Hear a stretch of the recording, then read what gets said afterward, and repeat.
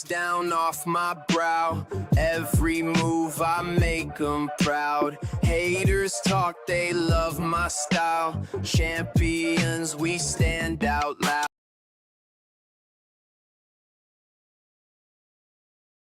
We're here again, guys. We're here again.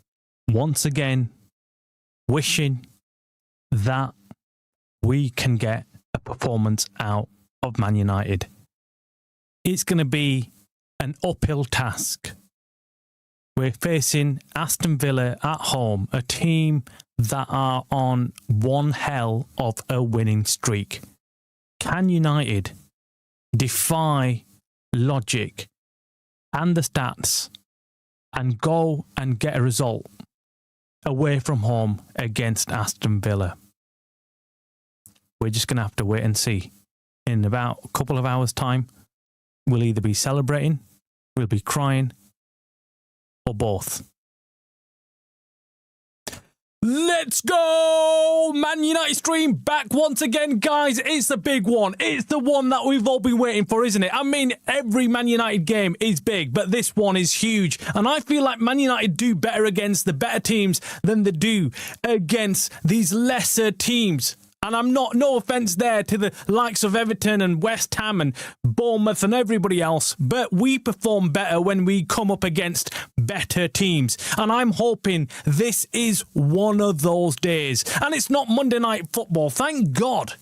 I'm sick and tired of Monday Night Football, waiting all weekend, then all day on Monday just to see United in action. And let's be honest, it's not been great. Monday Night Football, it's like the players are half asleep, right? It's like they're not up for it. They're not up for it. I can see these score lines in front of me over the weekend. We've had Chelsea draw against Newcastle 2-2, but Burnley draw against Bournemouth 1-1. We've had a Liverpool win.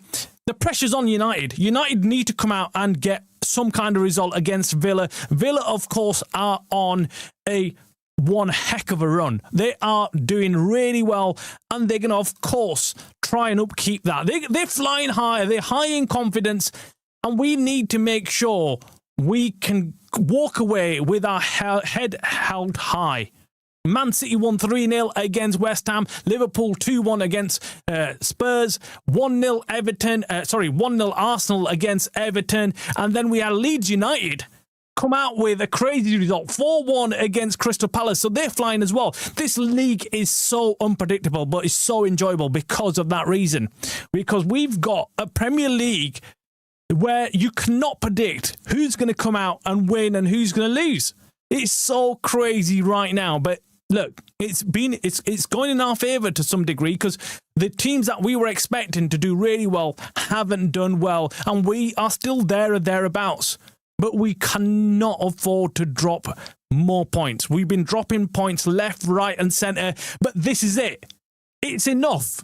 Enough of this dropping points. But anyway, we're going to be going through, looking at the team news. We've got team news. We're going to be jumping on that first. Then, of course, we'll be going straight into the kickoff. We don't waste any time here at the Man United Stream channel. So if you're new to the channel, hit that like button, hit that subscribe button as well, because you'll want to keep in touch with everything that we do on the channel. We're a fast-growing Man United channel.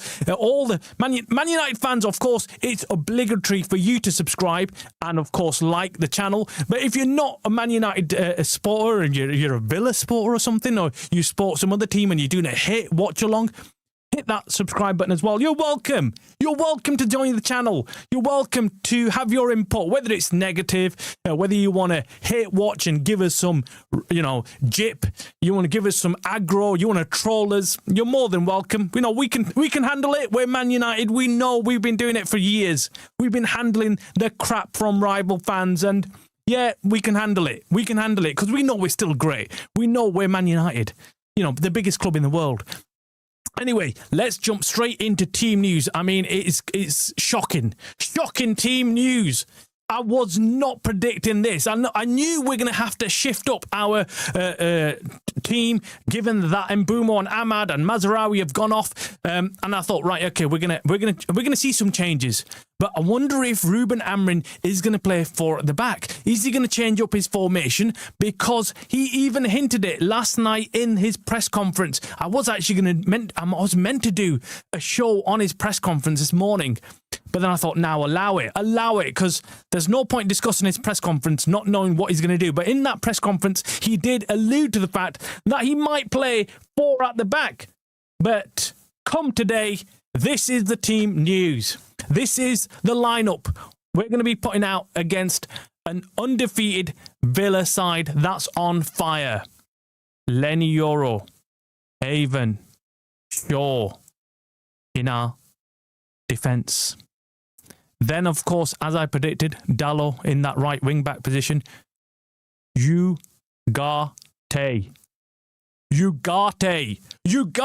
guys, is playing in the starting lineup. We thought we'd see Kobbie Mainoo, but we're not getting that. Kobbie Mainoo, in fact, is not even on the subs bench. Surprise, surprise. He's not even with United. He's not travelled at all. He's back home in Manchester, sitting there somewhere at his house, probably with his family, watching on. Maybe his brother's sat with him with his free Kobbie Mainoo t-shirt on as well. We'll discuss that later on. We'll discuss whether that is because he's been left out or because of anything else. We are officially being told that he picked up an injury, a knock of some kind, and is not available.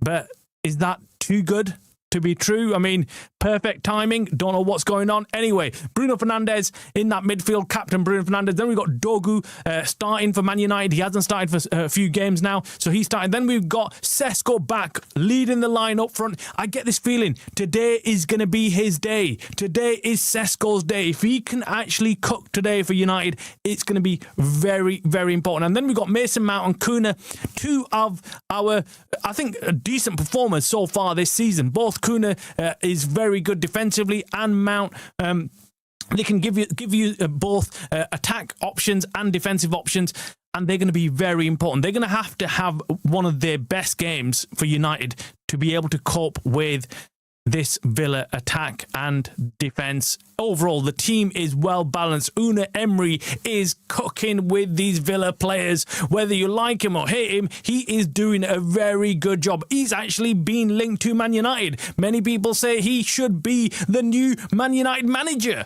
And on this performance, on this management of Villa, I guess, yeah, then people might be jumping up and down in their seats saying, this is why we're saying Unai Emery for Man United. But anyway, that's our lineup, guys. Let me know in the comments below what you think about this lineup.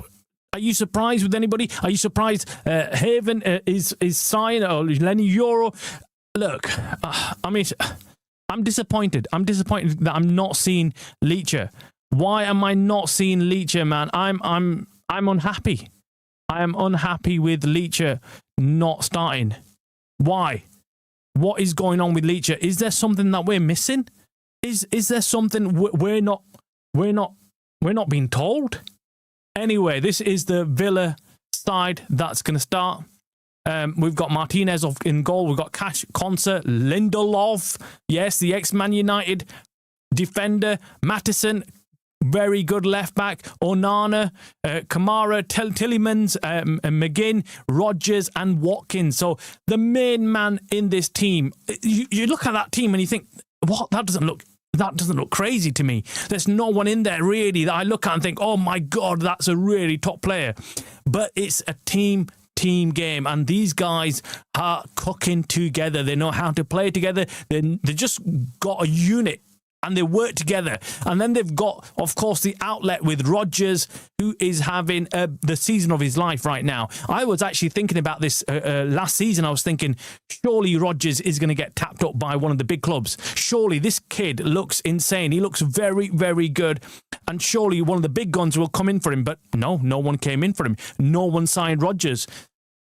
I'm guessing right now the clubs around Premier League will be looking at Rodgers thinking, damn, we should have signed him. And Ollie Watkins, well, he will want to put in a decent performance for Aston Villa because he was linked to Man United. Man United tried to sign him. There was some discussions behind the scenes with Villa, and Villa came to the table and said, we're not going to loan him out to you guys. If you want to buy him, you can buy him, but we're not going to loan him to you.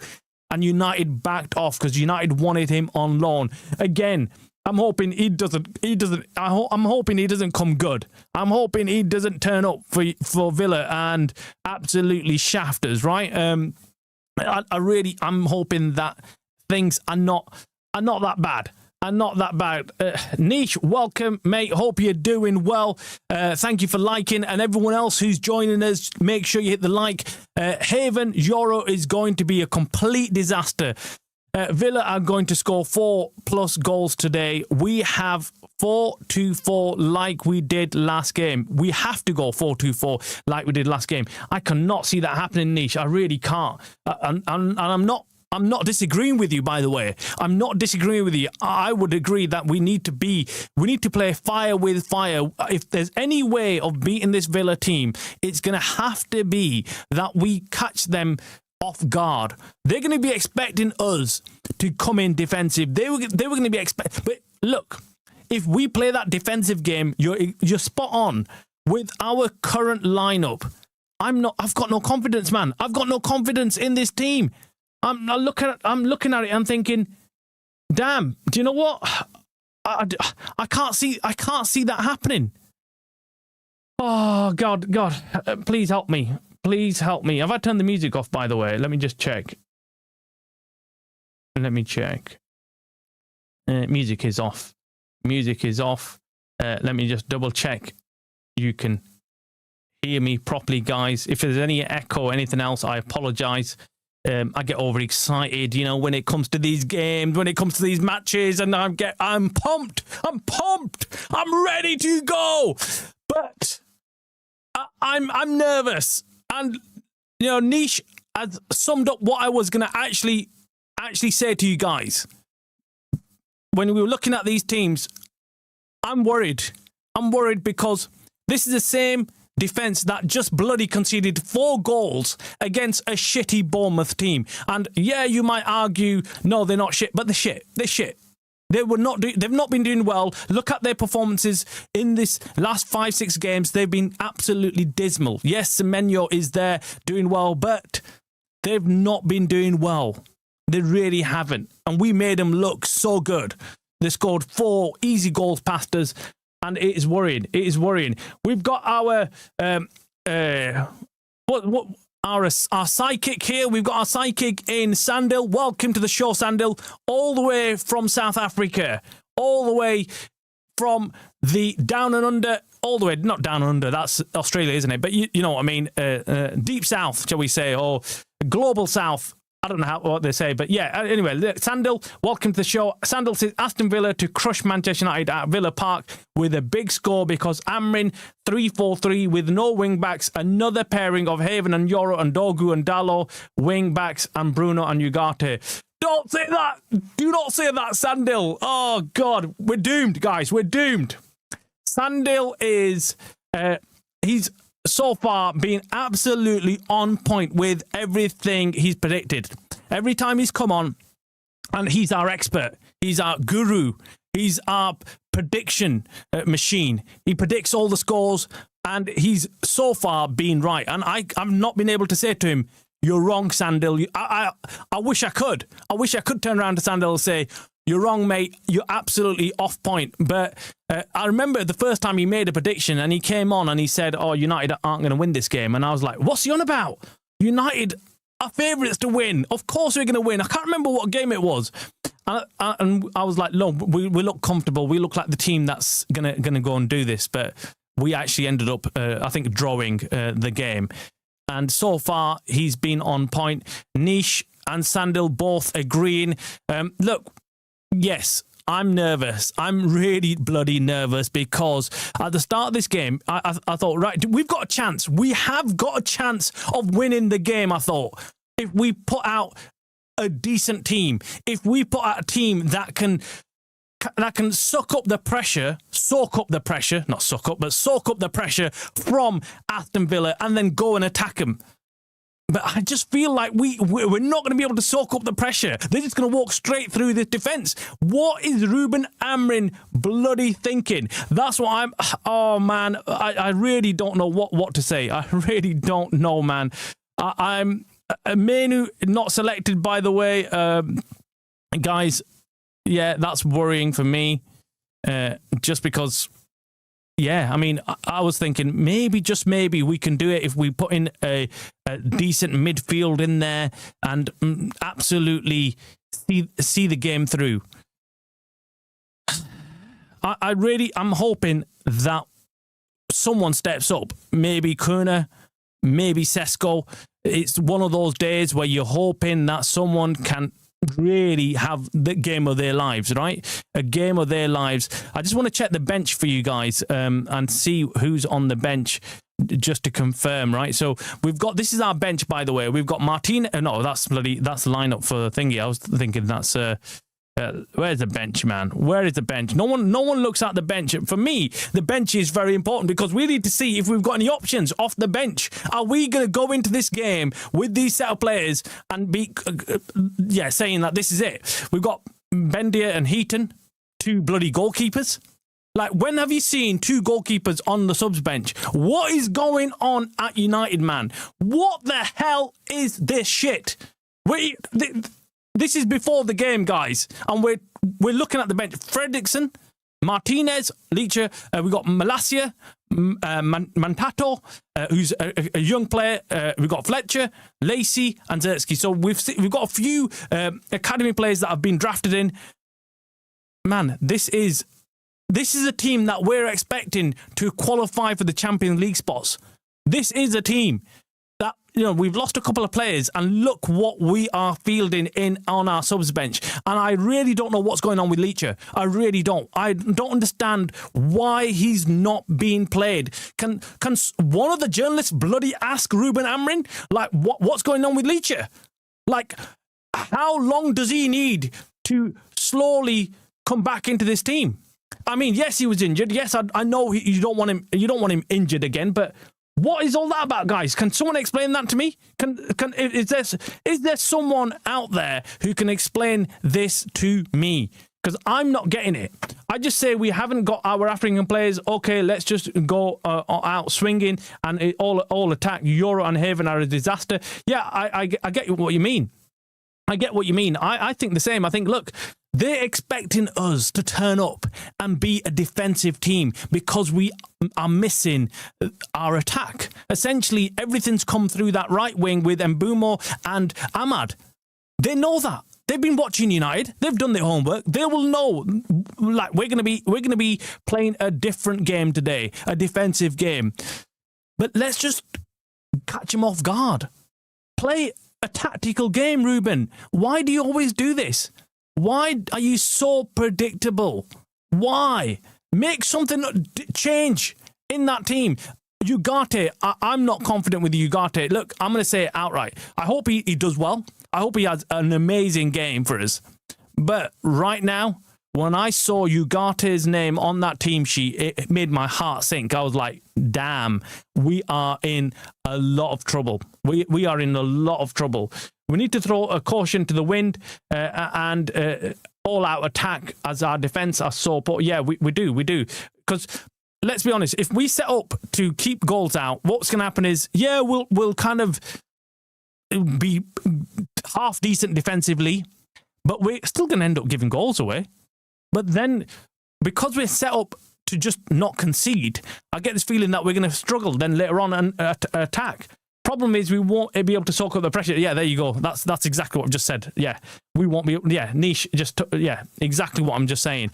We won't be able to soak up the pressure. Niche has been watching with me, and you've done the watch-alongs, and we all see the same thing. We all see the same thing with this United defence. The problem is we're not built to soak up pressure. They just walk straight through us. We don't soak anything up. We can't soak shit up. You know what I mean? It is no. They just walk straight through us. Any team that attacks us, including Wolves. We even gave Wolves a goal. right? A team that hadn't scored in about 7 games turned up against United and we gave them a goal. We were like, oh, you've not scored in, 7 goals? Go on, walk right past us. Get a goal. Get a goal for yourselves. Increase your confidence. Needs to be Keegan on the ball this game. I just say to the players, we need to score more than them. Don't worry if you concede. We just need to be that attacking team. We need to go forward. And Leacher not starting. Leacher has to start. I do not get that. I really don't get the Leacher move. I really don't. In these massive games, why is Leacher being left on the bench? Sandal says, Amorim the guy is speaking loud and his selection, where is Leacher? Amorim is doing this on purpose. He wants out. Well, do you know what? I've said it many times. Sometimes I look at Amorim and I think, is he deliberately wanting to get the sack? Like, which manager does that? Levy, welcome to the show, mate. Hope you're doing well. We have Mount, Kuna, Bruno, and Sesko. We better be able to control some of the game with them. I think the attack is good. I'm not gonna criticize the attack. I get this feeling Sesko could have one of his best games. Just because I feel like the pressure's off him somewhat. He's not expected to do anything right now in this game. He's coming back from injury and ill health. And then we've got Kuna and Mount. I feel like they will give us something different in terms of defensive work rate and the way they work, the way they drop back, and give us something different. But I can't. I don't know why, man. I just feel like we should have played a different formation. I'm hoping that we get that shift up in the game. So we might be starting like this, but we might go into a traditional 4-4-2, which is much harder to break down. Let's be honest, it's harder to break down. Otherwise, we're just going to be, they're licking their lips looking at Joran Haven. Yeah, I mean, can you imagine Watkins and Rodgers looking at this team and Tillemans looking at Ugarte and thinking, right, okay, all I need to do is get past this guy and I'm in on goal. I can put in balls left, right and centre. Tillemans is going to be the one to watch because he's going to be getting a lot of space in the middle of that pitch because Bruno's, of course, not the defensive player that we need. And, of course, Ugarte, what's he going to do? What's he going to do? I mean, we've seen him come on as a sub and he's shit. Seriously, I really don't understand that move.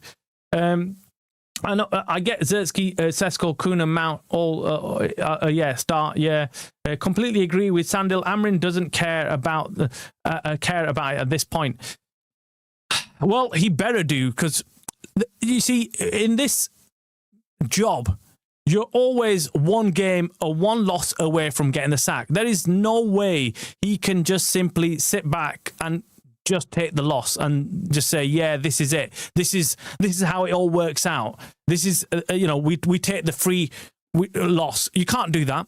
Everyone United traditionally have done really well when they've gone to a Villa. Whenever they've played at Villa, they've always done really well.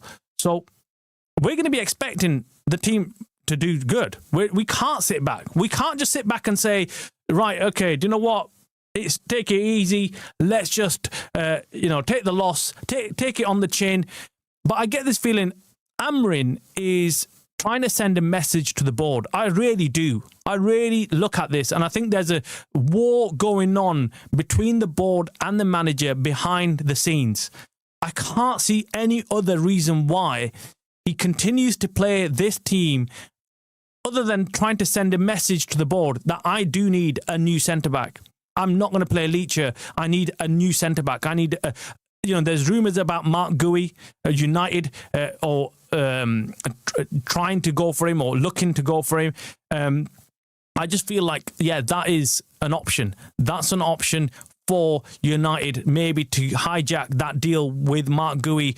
Don't let him go to Liverpool like we did with Van Dijk. At the moment, I remember the time when Van Dijk was at Southampton and Liverpool were looking to sign him, and I was like, do you know what? Why don't United just gate crash this? Go in there and just get the deal done. The players are lined up, guys, in the tunnel, ready to come out. It's the big game. Let's see what happens. Please don't let us down. I mean, this could turn into an embarrassing scoreline. We could be looking at a massive defeat on our hands, or this could be a shocking display by United where they come out and actually shock us all. I will watch the game for the love of United. Otherwise, I'm not interested. Do you know what? We're all thinking the same. Do you know, before the game kicked off and I already got the team news and I was thinking, this is one of those moments where you think, do I want to do the watch along? Do I want people to see me live on air, suffering and crying? Is it going to be embarrassing for me?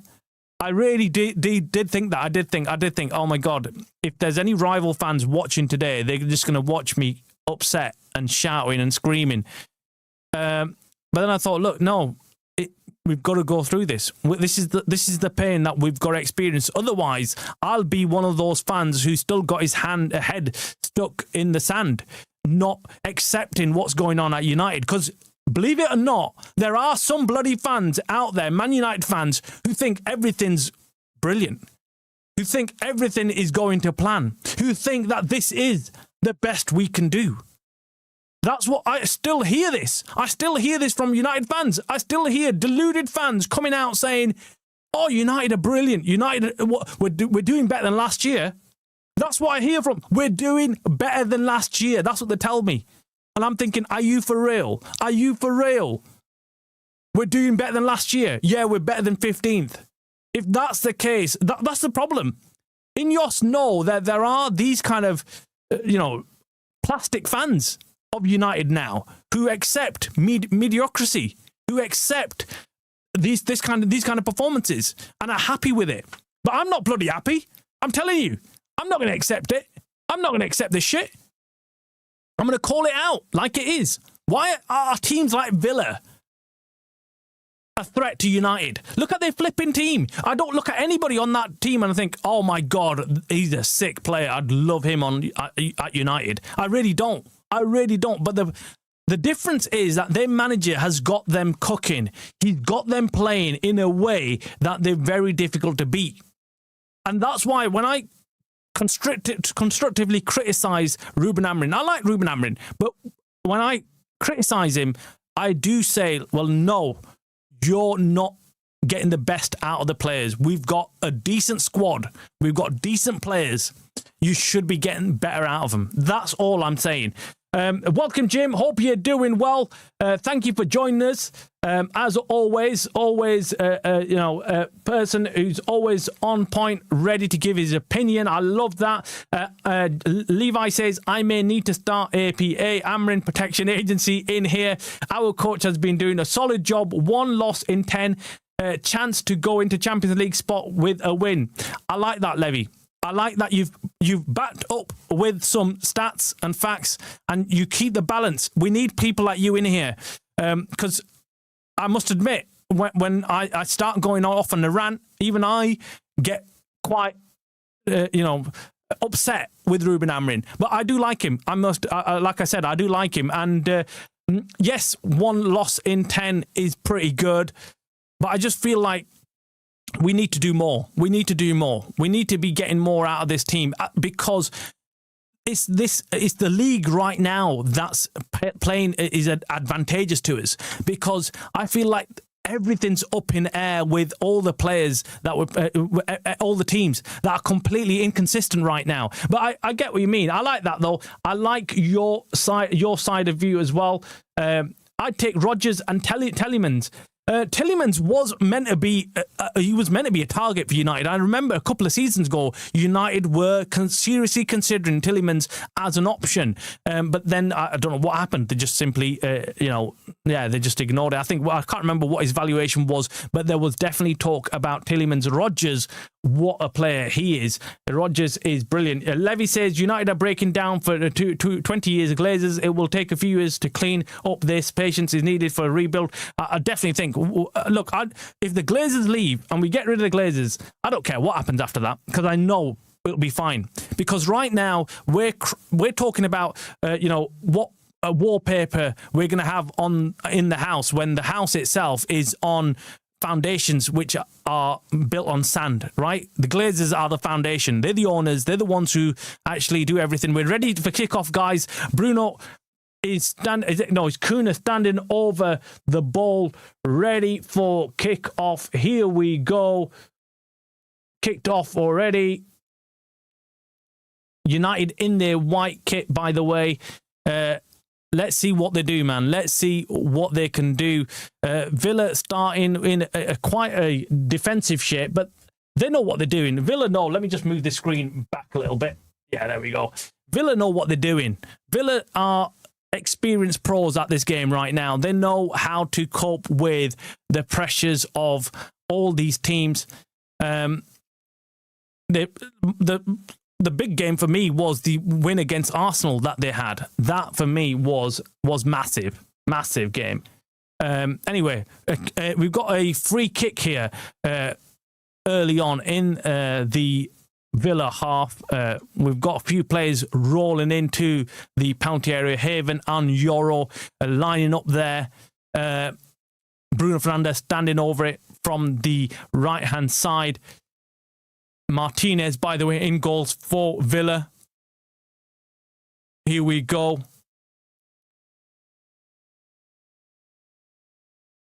Oh, crap. Free kick. It goes straight to the first defender. I don't understand how someone can do that.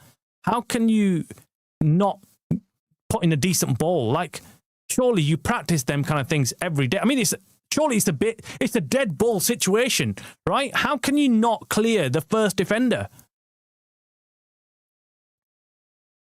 But anyways, yeah, the white kit is nice, Niche. I like the white kit. I think it looks clean. I might get a white kit. I like white anyway. I've got a Real Madrid kit back here somewhere. The white Real Madrid kit, just because I like the white, and it's nice. So I might be getting one of those. Yeah,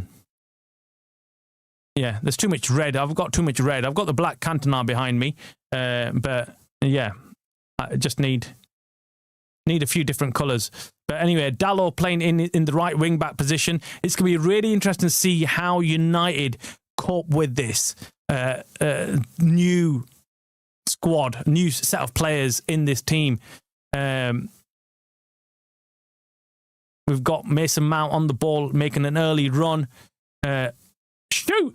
Oh my God, I thought Kuna scored there, man. Oh, what the hell? He shot from the middle of the penalty area, just out of the penalty area, and I thought he just finessed it into the top right-hand corner. Martinez just stood there still. Oh, wow. Wow, man, that was close. That was close. Oh, God, if that had gone in. Oh, he's about half a yard away from getting it on target. That was close, man. That would have really been something straight away. So, Kuna, man, is he onside? Yeah. That was a massive chance.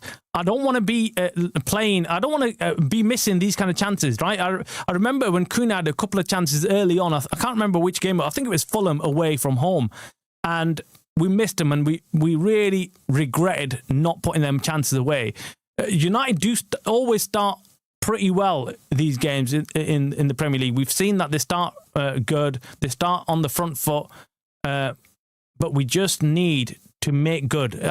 An early goal will make a huge difference to United's confidence. Anyway, Rodgers on the ball, plays it to Watkins. Watkins through here, guys. He's got a chance. He cuts back, and Haven just about gets his foot in there and gets it away. Lenny Euro was nowhere near. He couldn't keep up with Watkins, man. He couldn't keep up with him. And Haven went in there with a challenge, but now he's hobbling because he's hurt himself.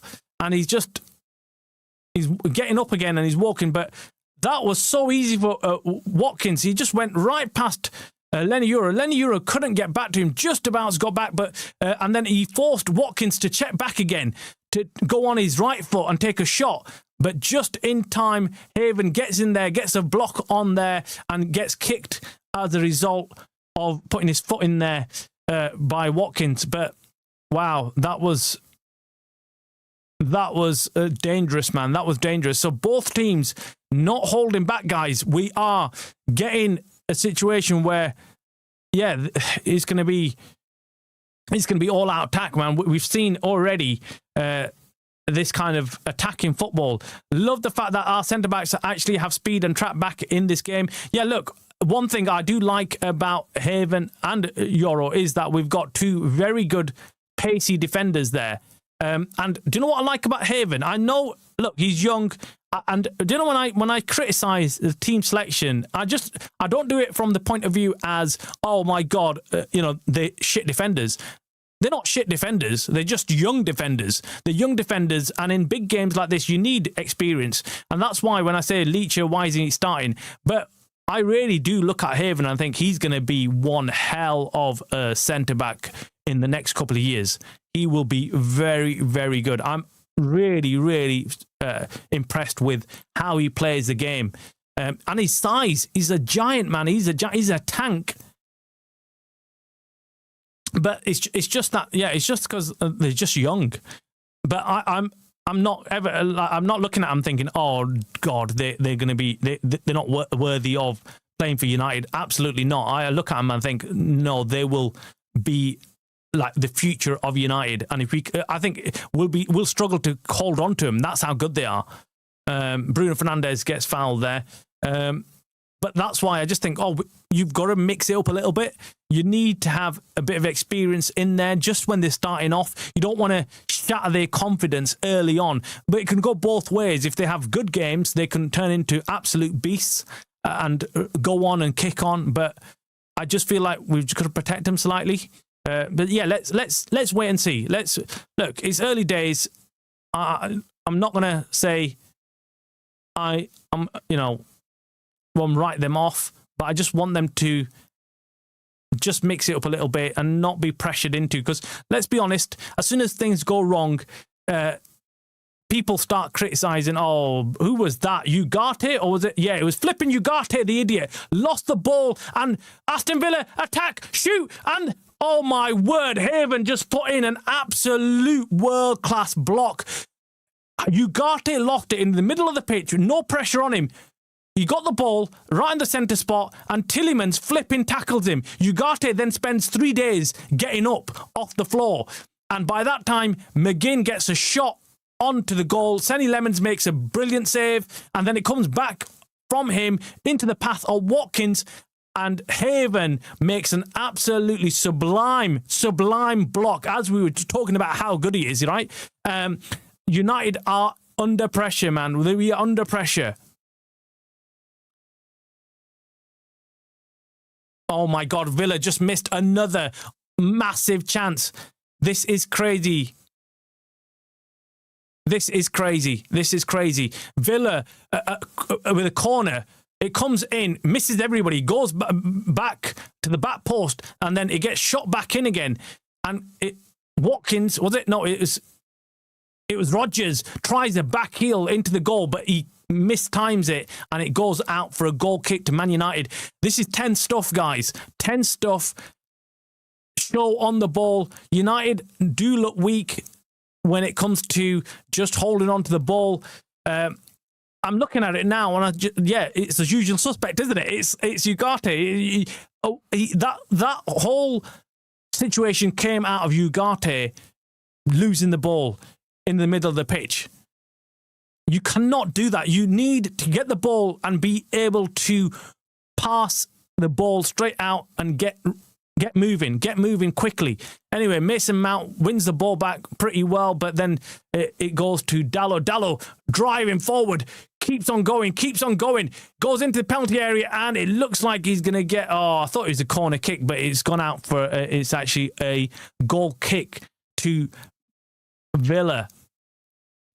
Guys, I don't know how to take this right now, because I'm happy that it's still 0-0. United, when they're going forward, they do look dangerous. I'd like to see more of Sesko. I need United to find Sesko more. I just feel like you forget he's even there playing for United. And I want him to have a top game today. I'm telling you, I don't know why. I've got this feeling Sesko's going to be important.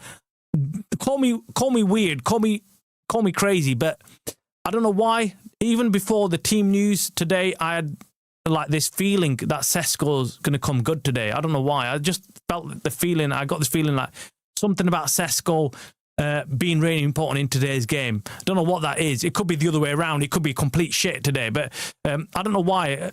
But I feel like Sesko's going to do something big today. But anyway, Dalot is going to take a long throwing in. We've got Haven and Yoro right near Martinez, putting pressure on the defence. We've got Lindelof playing for Villa as well in defence. Can't you do us a favour and, score for us this time?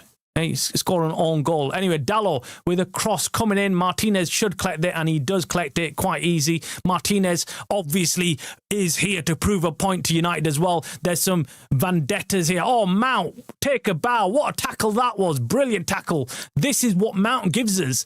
He's running back, runs back, picks off the ball brilliantly.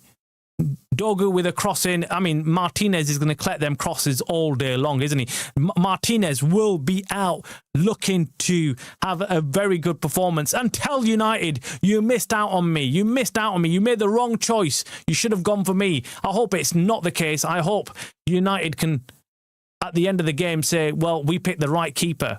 And Sonny Lemons has made one very good save already for United. So let's see what they can do now. Ugarte on the ball, pass it to Kuna. With United holding on to the ball. They've seen plenty of the ball. Saying that, we just nearly lost it there. But, yeah. You got Onana, not our Onana, by the way. You've got the Villa Onana, who's their defensive player. Oh, Sesko failed to bring that under control. He could have caused some problems there. Villa have got the two CDMs who essentially sit just in front of the defence and do all the doggy work. They all run around, make sure they clean up, sweep up, anything. So the defence really are not having any problems coping with United so far. And the most of the... Oh, Mount, it goes in there a bit too hard there on Tielemans, and it's a free kick to... I know it was Ugarte. Anyway, I was going to say, so United are going to get more success down the wings, but realistically, they haven't got the wingers today playing. We haven't got Ahmad. We're playing Dogu, on the other side, and he's not very good when it comes to going forward and producing the final product, I feel. But that could change in today's game. He could really put in a decent performance. Oh, that's a brilliant ball for Watkins, and Watkins brings it under control, and Haven again makes a very good interception tackle. That was a brilliant ball, man. Who was that? Was that Lindelof? Lindelof with an over-the-top ball from the defence straight into the feet of Watkins. Watkins brought it under control, but Haven having a very good game so far for United. And if it wasn't for him, I think we would have been already 1 or 2 goals down. Anyway, Villa have got a corner from that interception. Tielemans standing over it. Cross comes in. It goes out for another corner, I think. Mount blocks it. Nish says Haven is playing well, but it's all last-minute blocks. It is. It's unfortunate, but it's worrying. It is worrying that if Haven wasn't there, we'd be losing right now. But I guess we have to ride out this. We knew coming to Villa Park and playing against an informed Villa is not going to be easy. We need to ride this out. We need to make sure, Sonny Lemons will collect that. Yeah, we need to make sure we're solid. We need to just make sure we're not conceding anything. Of course, there's going to be these scares. We're going to have plenty of these scares. And this is going to be a nerve-wracking game. Hence why I was already thinking, do I really want to put myself through this game? Like Sandil said, he's only here for the love of the club. But other than that, he knows it's going to be a very, very difficult game. But it's football. Anything can happen. Anything can happen. That's why you love the game. Because, Villa are an informed team, but you just don't know. Dogu gets fouled there, although he was lucky. He was half sleeping there, and Cash got the ball off him, but Dogu should have been more aware of. Yeah, that's lucky that Cash got the ball there. He got the ball. He didn't. Yeah, he got the ball just about anyway. But Dogu got the free kick, which is fine. It's fine. It's good for us. He's still clutching his knee, but I didn't see anything there that should have been a foul. But anyway, we got the foul. It's brilliant. United, by the way, are playing the 3 at the back formation. If you're just wondering what formation we're playing and how we've set up, we're sticking to what we've been doing already. Sesko running on here to the ball. Will he get it? He does get it. Is it offside? No, it's not. Carries on, holds the ball, plays it back to Dalot. Dalot looking to play it forward. Sesko, get in the bloody area. What are you doing? Don't just hang around. You need to be making your way back in the area. Give them some options to pass it to. Kuna on the ball, driving forward. Short to Dogu. Dogu trying to cross it in. Doesn't cross it in. Doesn't do anything useful. And it goes out for a flipping goal kick. This is where I criticise Dogu, man. He's just shit when it comes to the final third. He doesn't know what he's doing. He really doesn't. And this is why I think Ruben Amorim doesn't actually play him, because he's just useless. He had time on his side there. He could have picked. United were overloading in the penalty area. He had time to, cross it in, do something with it, but he just couldn't get past Cash. Anyways, Villa with the ball. Lindelof calmly playing it forward, but United win the ball back. United are seeing the ball. It's just they're not doing much with it. They're not really driving forward with it and attacking like they've done in other games. They of course, making sure defensively they keep their shape. Ugarte on the ball, passes it to Luke Shaw. Luke Shaw looking up, seeing if he can pass it to anybody. He doesn't. Levy says, Heaven is 19 years old. We need to appreciate. Let me bring that up on screen. What is it? What's this? Yeah. Heaven is 19 years old. We need to appreciate how good he is and forgive a few mistakes. He has 6 years less experience than De Ligt and 13 years less than Maguire. The kid could be special. Absolutely, man. Absolutely. The kid's going to be special. He is already a giant in that defence. He is already looking like he's going to be a world-class defender. I really... Oh, brilliant cross there. Is it a cross? Oh, Sesko. No. Can he get to the ball? Oh, no. Brilliantly done there from Villa. Just seeing the pressure off. Villa holding on and passing the ball out. And they've... Oh, yeah.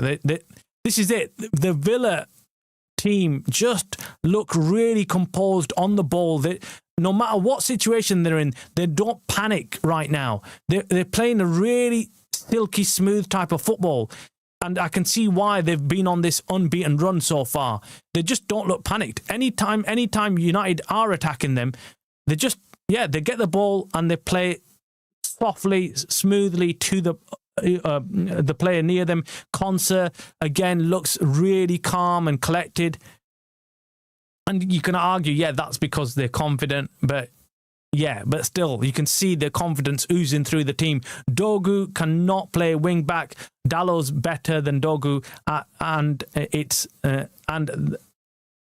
and he's poor. Yeah, he is. We've the lesser of two evils, I call it. The lesser of two evils. We've got Dogu, we've got Dalot, and if we were going to pick one to play in that left wing back position, I'd pick Dalot. And I'm not a fan of Dalot at all, but I'm picking him over Dogu.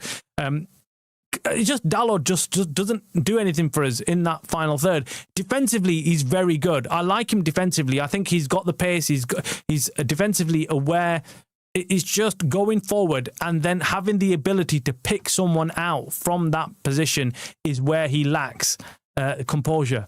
Anyway, Rodgers on the ball. He's been caught offside.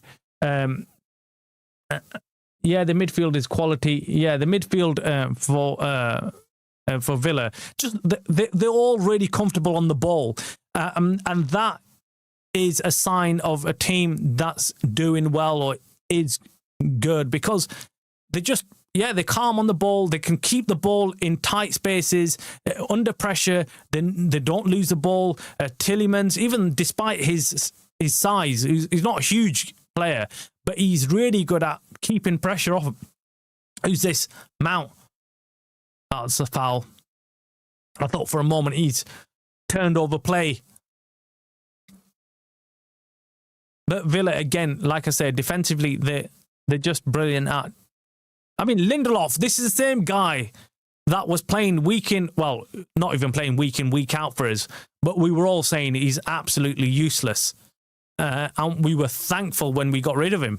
But look at him playing in this team and looks very calm, very confident. This is a United reject, by the way. So, yeah, when it comes to... I agree with Levy in terms of we can't just write players off for the sake of writing them off. We've got to look at the whole situation. We've got to look at the picture as a whole and see why. But Haven, anyway, making a really good interception there and now driving forward with the ball, looking forward, seeing if there's any options. There weren't any options. No one was moving forward for him. No one was doing anything. United quite static in their movement when it comes to forward play. We are missing that person who can drive forward and run forward make the runs. Of course, I'm talking about Mbeumo here, by the way. We haven't got that pace. We haven't got that pace in this team right now. Anyway, Bruno Fernandes looking to pass forward. Sesko, he's got a chance. Oh, man. Martinez comes out and blocks it. I thought for a moment it's going to go in between his legs and he's going to get his first goal. He was onside. It was a brilliant ball that just somehow got through. And Martinez does his speciality, comes and smothers the ball. He is huge, comes out one-on-one. And yeah, that could have gone anywhere. That could have gone anywhere. Oh, shoot, man. I thought for a moment there that Martinez, how he came out that quick, I'm really shocked. Because I didn't even see the ball go into Sesko there. I really didn't. He got lucky with the ball going to him, but it was decent. He was alive to it, and he got his shot off, which was good. It was a good sign to see that, because, one of the criticisms about Sesko so far this season has been that he's not quick to get his shot off. He takes too much time thinking about what he's going to do. Whereas in that situation, I like seeing that. He got the ball and he took a shot. He got his shot off very quickly. So good. That's good to see. Let's go again. Here's Kuna now driving forward. Sesko moving forward, runs forward. Oh no! His first touch. He takes it past Martinez, but it just goes too far forward for him. I thought for a moment he's knocked it past Martinez and he's gonna hit it in with his left foot, but he hits it. That first touch is too strong for him. But that was a brilliant ball from Kuna and a good run for Sesko. Yeah, it's just too... Oh, was it him or was it someone else? Yeah, it was his touch. He takes it between the defender and Martinez, but he gets too much force into it and the ball goes too forward for him to bring it under control. But that was a chance, guys. Another chance for Sesko. Didn't I say Sesko important today, guys? I get this feeling Sesko's cooking for us. He's having a word now, Sesko, with Bruno. Bruno's talking to him, telling him something to do or not to do, and they're in deep in discussion, saying something to him. But yeah, Sesko's just speaking with him. Martinez, by the way, is down after that because Cash and Martinez collided with each other because Sesko runs between both of them with that touch. So he gets the touch past Martinez. Cash coming in from one side, Martinez coming in on the other. Both of them clash with each other. And yeah, if he just knocked it slightly, maybe, but obviously in that situation, you're running at full speed. You don't know how you're going to get that. You're going to get that touch, but he does get that touch. And I'm just watching the replay again. It doesn't look like the ball just flies past really quickly, unfortunately. If if it didn't do that, he would have had a chance to just slot it into the goal. But good sign, good sign. And Martinez has got back up again. He knocked his head against, I think, the shin of Cash. So that was a collision between them two.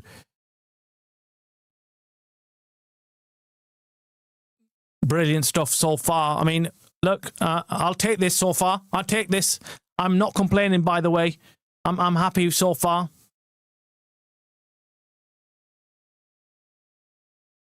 Martinez just having a word with the physios. I don't know whether they think he's concussed or what, because they're still talking to him. They're still chatting. He's up, but they're asking him some questions.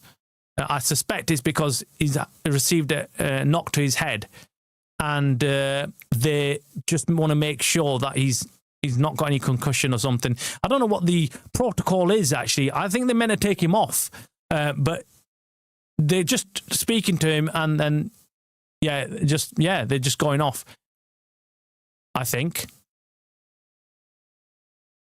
Nish says Martinez might go off. The protocol is that you take him off, but Martinez is saying he's fine, and I'm not going anywhere, But the physios are having a chat about something or another. Now the captain McGinn's come over and they're chatting about something, saying, well, no, he stays on. They've got the reserve goalkeeper warming up. I have no idea what his name is, by the way, so don't even bother asking me. But he's warming up. But Martinez, we know he's not going to go off. I can't see that happening, Nish. I really can't. Martinez they're going to have to drag him off, kicking and screaming, because he feels he's absolutely fine. He's not concussed, he says. And that's what I thought, possible concussion results, the player coming off. Yeah, I think the protocol is that if the player's knocked his head, they should. The physios are still going off, still debating whether he should have come off. So clearly the physios are not happy, but the decision, I guess, has been made by Martinez, and he said, I'm not going off, so do one. It would have been nice to see the back of Martinez, to be honest with you, because he's one of their key players. But anyway, Martinez, it might be a positive if he's concussed and he stays on. He might give us a few goals. He might score a few goals himself. So let's wait and see. I'll give you an update on him as soon as I see if he's walking in the wrong direction, or he's walking around in circles, or he comes out for no reason. Let's just wait and see. Anyways, enough of that. Of course, it's a serious matter, a player getting concussion, but you know what I mean.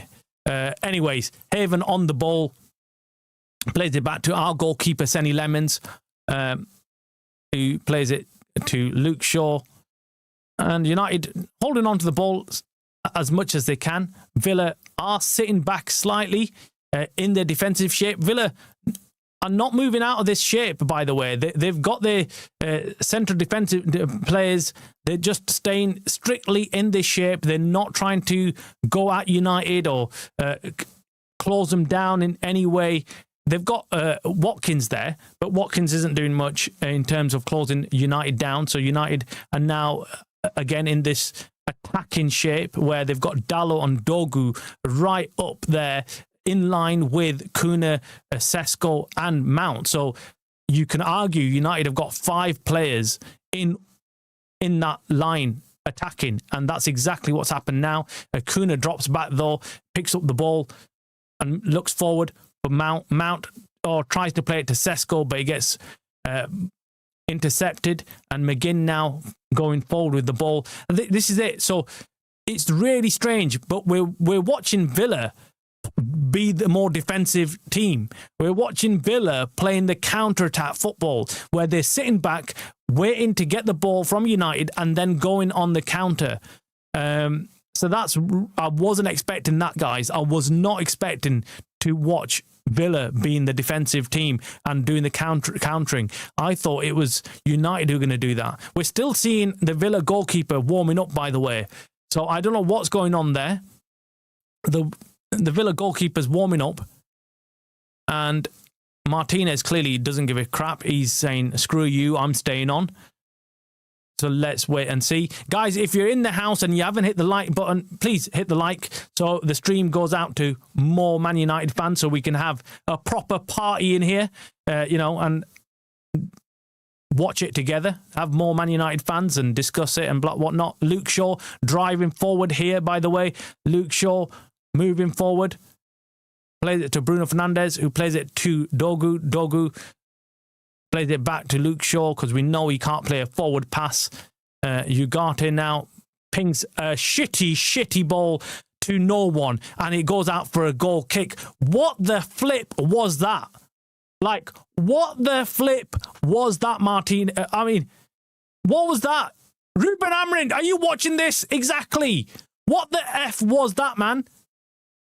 There was no pressure on him. He had acres of space. Gets the ball and just kicks it out for a goal kick.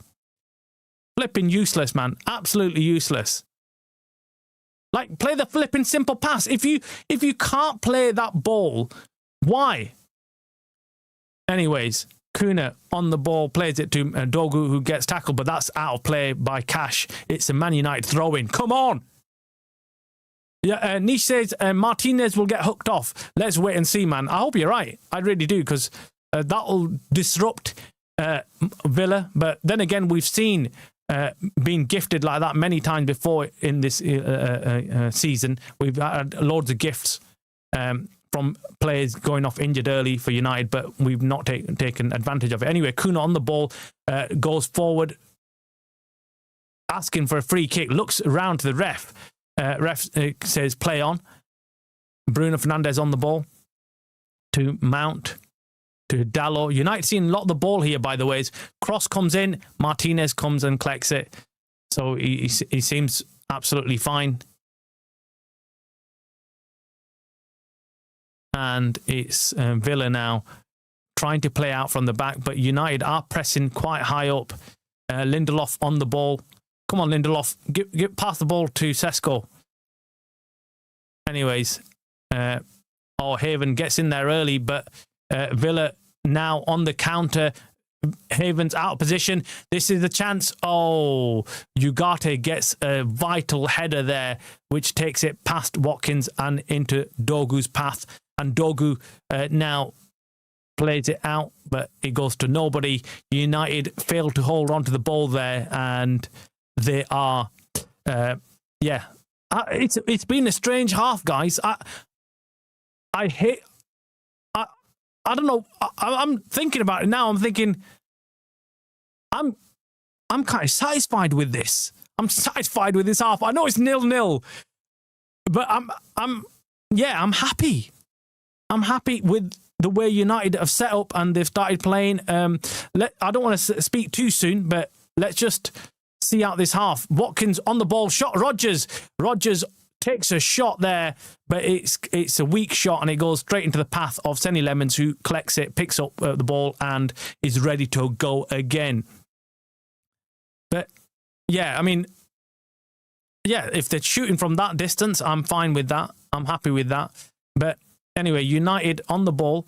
United overall, I think apart from, I'd say, Ugarte, everyone else seems to have had a decent half. No one's put a foot wrong. No one's really made any mistakes. Everyone's having a fairly decent game, just playing simple football, getting their passes off. And even Bruno Fernandes, apart from one loose pass, he's kind of played it simple and kept the ball. Mason Mount, for me, is very, very good. He's so underrated for United. I'm telling you, the amount of work rate he puts in and what he offers United is no other player. I look at the pitch right now, I don't think anyone, maybe Kuna gets close to it. He offers something different, but Kuna, as we speak, loses the ball but then wins it back again. Driving forward, shoots, and it goes straight to Martinez, who parries it away. And it goes back now to United, back to Mason Mount on the ball. Mason Mount to Dogu. Dogu plays it back to Bruno Fernandes, who crosses it in.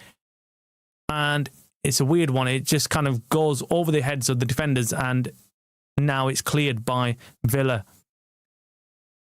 Bruno Fernandes stood there with the ball now at the halfway line.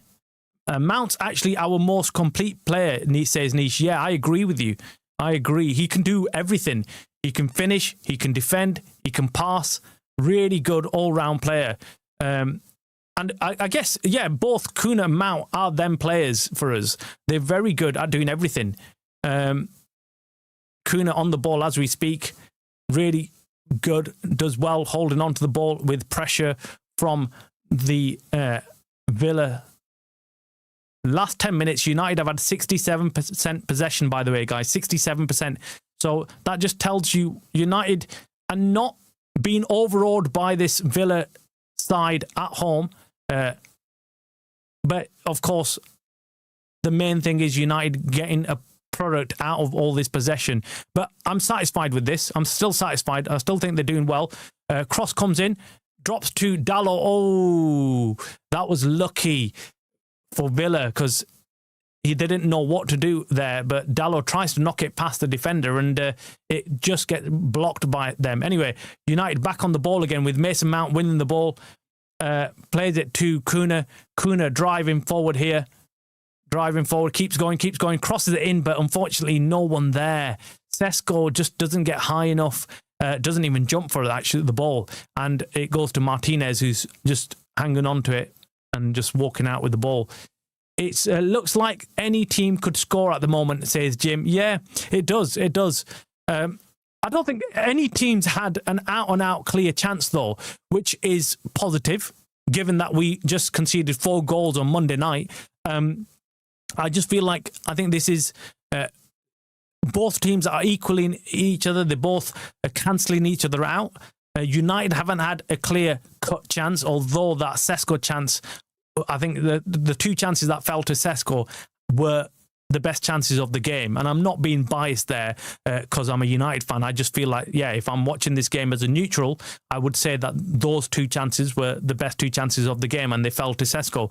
But United, yeah, have held the ball pretty well.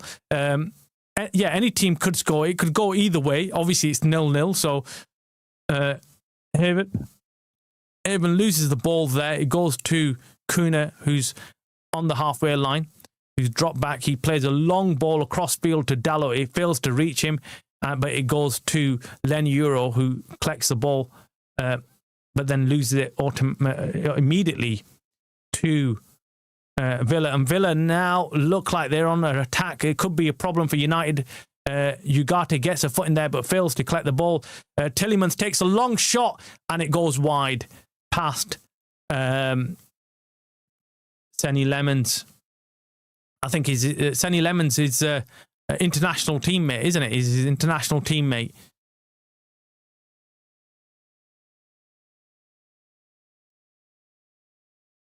It's been a decent game so far. Decent game.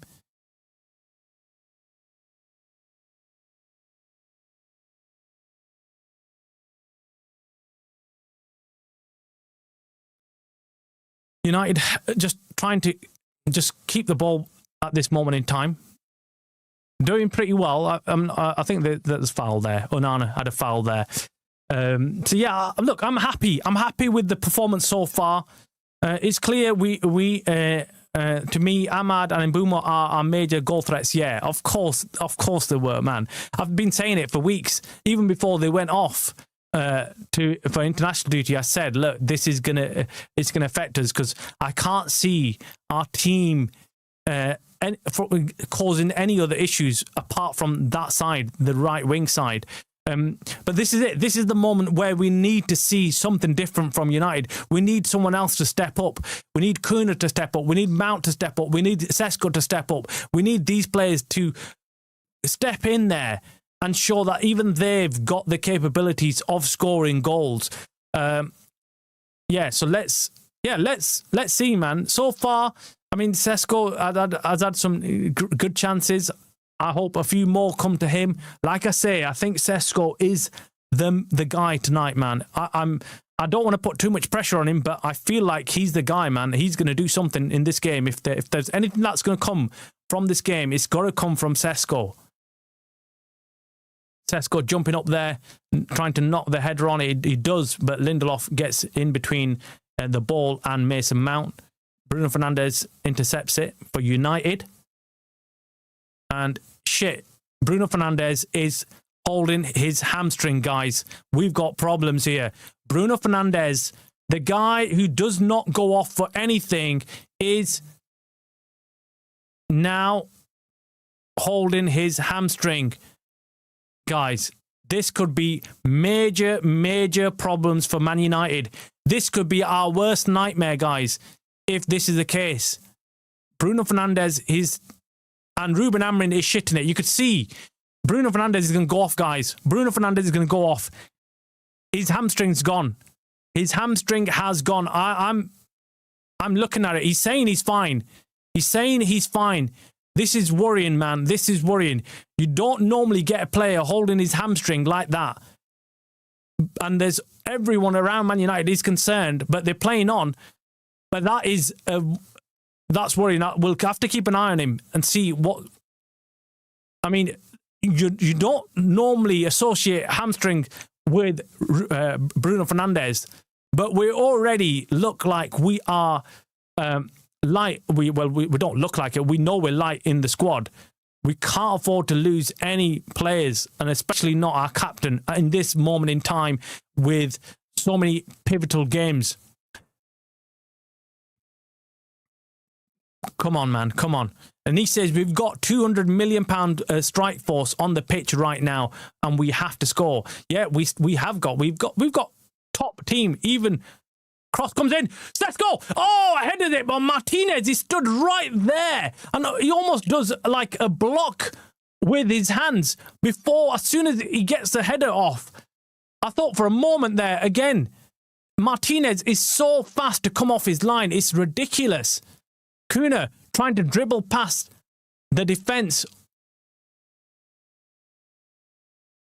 Strange by there, Martinez. Anyway, ball comes in, goes to Mount, who's on the edge of the area, plays it to Kuna, who's in the area now. Kuna dribbling, trying to get past, plays it back to Mount. Mount to Bruno Fernandes, who shoots. Oh, hits the crossbar, and it goes out, guys. I think, did Martinez get a touch on the ball there? Let's see this. Mount plays it back to Bruno Fernandes. Bruno Fernandes. It doesn't actually hit the crossbar. It hits Tielemans. I thought for a moment, is it Konsa? It's Konsa who blocks it. I don't know why I thought it hit the crossbar, but from the angle I was watching it on, it looked like it's hit the bloody crossbar and gone out. But anyway, it's a corner kick. Is it to United? Yes. It's the second corner or first corner of the game, actually. Bruno Fernandes is not right, guys. Is not right. Something is up with him. He is still grimacing. There's something wrong with him. There is something wrong with Bruno Fernandes, guys. I'm telling you. But anyway, corner comes in. Mason Mount, deep corner, goes to nobody. And it goes out for a goal kick to Villa. Poor corner there from Mount. It goes to nobody. Lenny Euro was wrestled to the ground by Martinez. But yeah, there's no VAR in them kind of situations, is there? Because that'll be an obvious penalty, wouldn't it? But yeah, you can wrestle. If you're a goalkeeper, you can wrestle whoever you want to the floor. It doesn't really matter, right? That's not a pen. Anyway, Bruno Fernandes, I think, had a word with the ref there, but nothing. Anyway, we've got a few more minutes before the half comes to an end. We've got players warming up in Zertsky and in Leacher because, there's obviously it's worrying to see Bruno holding his hamstring. He's still not 100%, but I think he's looking at the time thinking, let's just make it into halftime and get in there and get seen by someone and then make a decision. So he's not moving freely. He's just walking around. And even when he just took that shot, he didn't take the shot like Bruno Fernandes would normally take that shot. Let's see. He's on the ball now. He headers it down. Not running, but anyway, it goes to Cash, who's on the ball, and he's holding it for Villa, and he goes to Lindelof, who passes it back to Martinez. Martinez just clears his lines and gets the ball out. United back with the ball, however. That's a foul. Why is that not foul? Ref is a flipping joke, man. Mason Mount got dragged to the floor there. Anyway, Rodgers now on the ball. keeps it in. Keeps it in, driving from the left-hand side. Takes a shot. Oh, it's a goal. It's a bloody goal. It was coming. You could see it flipping coming. He's flipping Rodgers. You idiots. You idiots. Just a flipping joke, man.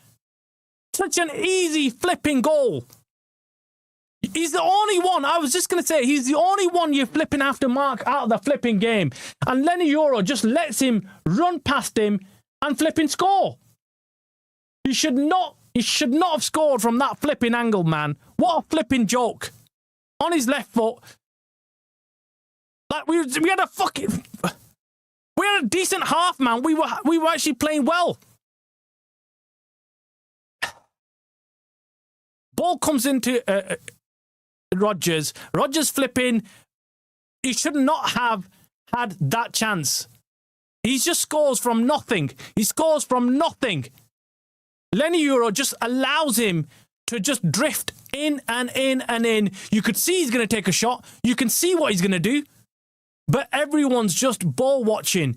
And it's the top left-hand corner into the goal. Senny Lemons had no chance of saving that, man. No chance.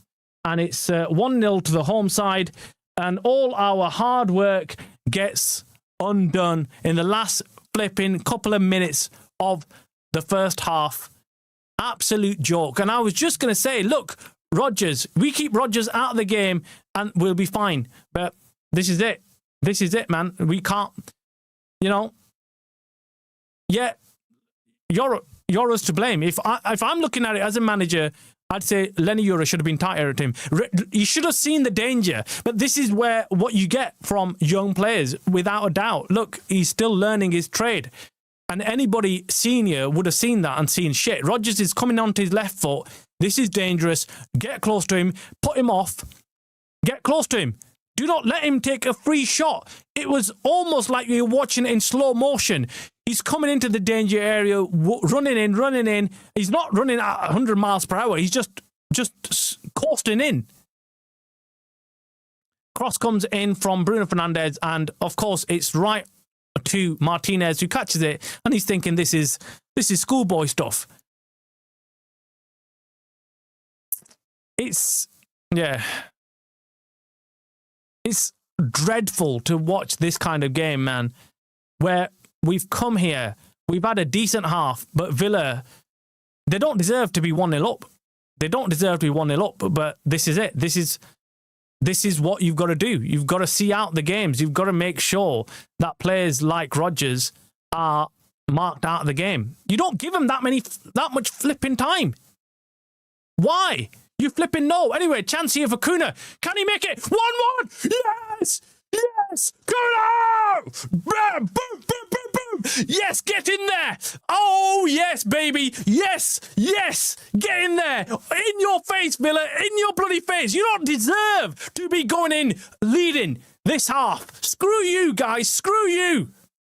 They didn't deserve it. They didn't deserve it. I've just been saying we were the better team in this half. Oh, God, man. Anyway, Martinez plays it to Conser. Conser plays it to Cash. Cash makes a huge mistake here by just dwelling on the ball. Dogu gets a foot in there. It lands in the feet of Kuna. And Kuna, what a bloody finish. With his right foot, just goes round Martinez to the far side. Get in there. Get in there. Yes, now we're talking. You little wimps, man. The wimps with your flipping Rodgers goal. Seriously, screw you, man. That's what we're talking about. We deserve that. We flipping deserve that goal. We were the better team this half. We were the better team. And I felt sick, man. I felt sick after that Rodgers goal because they didn't deserve it. They didn't deserve that goal. And they flipping got lucky. Anyway, we're going 1-1, and I'm happy with that. I'm happy. I know you guys are too. It's the correct scoreline. Absolutely, Niche. Absolutely. We deserve that, man. We did not deserve to be going in at half time. At nil. We should be the team going in 1-0 at least. we just need to be more live to the situation. Yoro has to learn from that mistake, because it was a mistake, which is, make sure you stay close to your man. We know Rodgers is the informed guy. He scored 2 goals in the last game. He's the one who's the danger man for him. It's not Watkins. It's not anybody else. It is Rodgers. I said it before the game. I said, Rodgers, you play them. Where's that thing gone of man marking someone out of the game? You take someone like Rodgers out of the game. You stick to them like flipping glue. Anytime he gets the ball, you rush forward, you knock him off the ball, you get there. It's half-time, by the way, guys, so that's why I'm just going off on this rant, by the way. Let me just stop the timer and everything else, because might confuse some of you who might have just joined us, and I'm going off on a rant here, by the way, so apologies for that, but I'm rather excited. If you've not gathered already, I'm excited. I'm pumped up, guys. I'm pumped up with this. 1-1, we've gone in half-time. But yeah, we just need to take Rodgers out of the game, man. We need to take Rodgers out of the game. This is old school football. We need to grow a pair of balls. We need to take him out. So if I was going in at half-time, and I'm Ruben Amorim, I'm telling my centre-backs, every time Rodgers gets the ball, you flip and take him out. You do not let him have his game. You take him off his game. You start talking at him. You start whispering in his ear. You get him off his game, because everything is going to come through Rodgers. He's their main man. He's their, star player.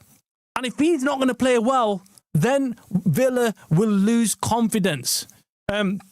Levy says, have faith. We have a young team. There will always be some mistakes while they grow, but holy cow, I was enjoying watching this now more Mobile United.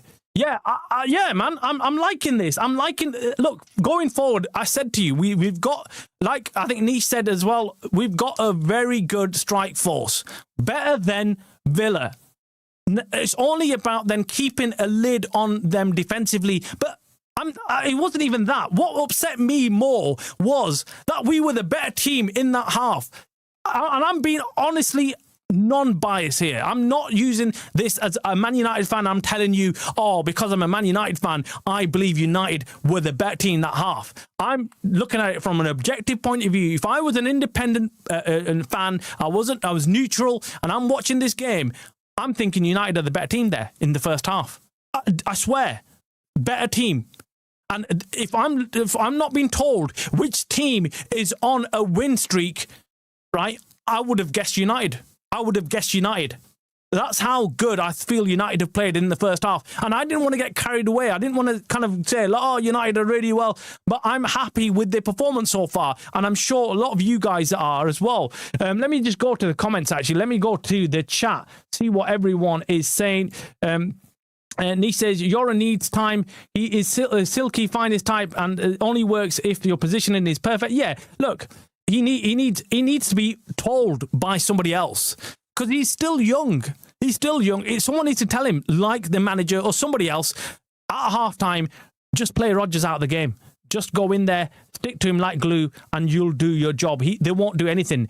Maguire and De Ligt are getting healthy. We'll be like January signing. Mads coming back, AFCON, and we'll be signing third. Yeah, look, the signs are positive, but I just want I want the players right now playing in this team right now to say, look what we can do. We're not just a one-man team or a two-man team. We are a squad of players that are all good.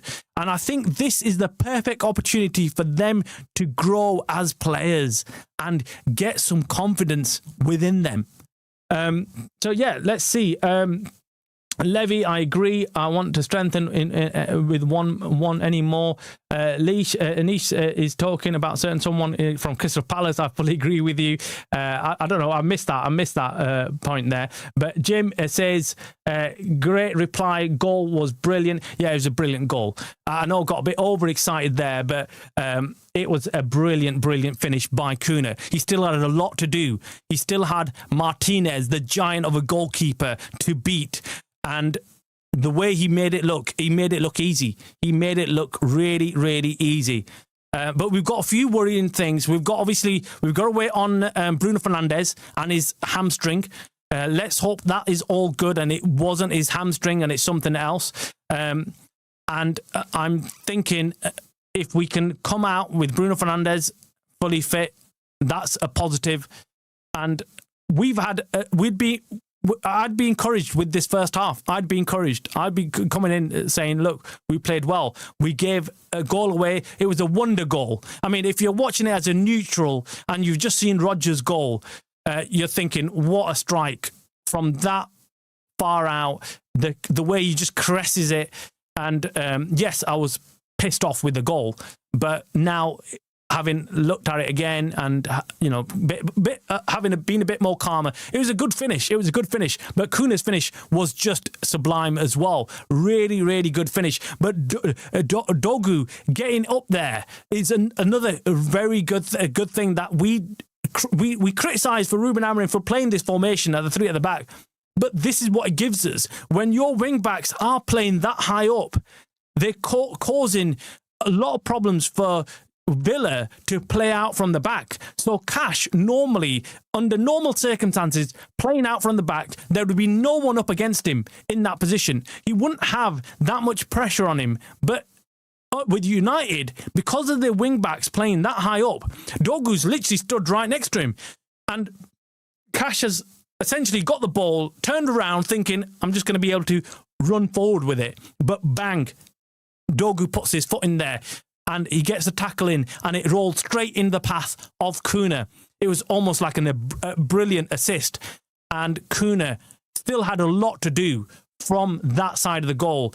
The angle was tight, and you thought he looked up first to see if he could find somebody. He knew there's no one there, and then just went in with that shot. And it was a very nice goal. Very nice goal.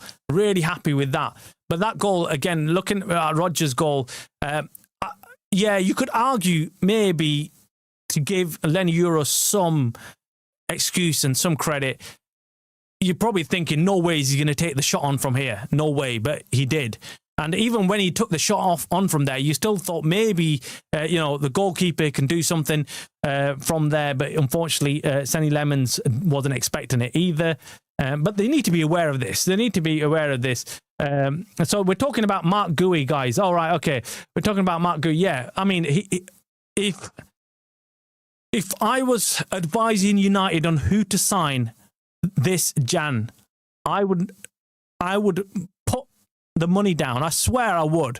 And I'd say, go and sign Mark Gui, hijack that deal with Liverpool, and go in there and make it difficult. Why not? Why not, man? Let's go in there and put in an offer. Make an offer. And let the player decide. Let Mark Gui decide. Does he want to play for the best club in the world, or does he want to play for Liverpool, who are, in turmoil? Who does he want to play for? I know who I would pick, but then I guess I'm being biased. But then again, he might say, well, there's probably more chance of him starting for Liverpool than there is to start for United right now, because United have got very good centre-backs. Yeah, I know I'm kind of jumping from criticising them to then saying we've got good centre-backs, but we've got two in Haven and Lenny Euro. Let's not be mistaken. We've got two of the very best young centre-backs in the world. I'm not even kidding you guys. When I look at Haven and Lenny Euro, by the way, who Real Madrid wanted to sign, and Haven, I have no idea how Arsenal let him go. But anyway, them two are going to be sensational. Mark my words. If they carry on without any injuries and they carry on this trajectory, they will be two of the very best centre-backs in the world. Them are the two young ones we've got. Then, as Levy said, we've got De Ligt, we've got Leacher, we've got even Harry Maguire on his day is a very good centre-back. But in Leacher and De Ligt, we've got two top centre-backs. So if Mark Gui's looking at United, he's probably thinking, whoa, do you know what? I might find it quite difficult to break into that team. Whereas Liverpool, it's clear that Konate is not going to survive in that Liverpool team. They're waiting for Mark Gui to come in so they can drop Konate, because Konate is off their pace and they don't really want him to be playing for him. De Ligt, of course, I don't know whether De Ligt's an issue as well, or De Ligt's just made to look shit because of Konate. But we'll have to wait and see. What else? Let's go back to the chats, guys. Let's see what everyone's saying. Levy says, I want the Bright Hove signings the way Liverpool used to recruit. Although Semenyo and Gui in the winter are not players normally available for bargain prices like this, United must try at least. I agree. That's my sentiments exactly. I normally wouldn't be sat here saying sign Semenyo because I know there's bigger problems in this United team. Our priorities are in the midfield. Our priorities are in the defensive players. We have got enough goals in us to cause teams problems because we've recruited pretty well, I'd say, in getting Mbeumo, getting Kuna and getting Sesko. I feel like we've got enough firepower going forward, and Mason Mount, fit and healthy, is causing issues. So we've got players going forward. We've got decent players. Problem is, it's not a problem per se, but Semenyo is a player that's become available at such a bargain price, like Levy, you say, that it makes absolute sense to just put in a bid just to see what happens. 65 mil for a player like that, two-footed player, you might as well just put in the bid and see what happens, see what comes of it. And that's all I want from United. I'm not sat here saying, oh, we're going to sign Semenyo, but I am sat here saying there's a chance we could sign Semenyo. And if there is a chance, you might as well take it, because you don't want to be sat here in a year or two watching Semenyo cooking for a rival team, scoring goals after goal, assisting and saying, oh, we had the chance of signing him, but we thought, leave it. We'll just, it's January, so we don't normally sign big players in January. We don't want a situation like that. And same thing with Mark Gui. He's free. He's a free agent, right? He's more or less going to be free. If he comes in January, we know we can get him for cheap because Crystal Palace don't want to lose him in the summer for nothing. So Crystal Palace will be hoping for other clubs to come in for him. And I'm hoping that United make a bid for him. I really do. There were some rumours that could be a possibility. But the only issue I've got is we're not quite sure what Ineos are like. We're still trying to work them out. We're still trying to work them out whether they will put the funding into United. Well, when I say they put the funding in, we've got owners who are shit. I'm going to be honest with you.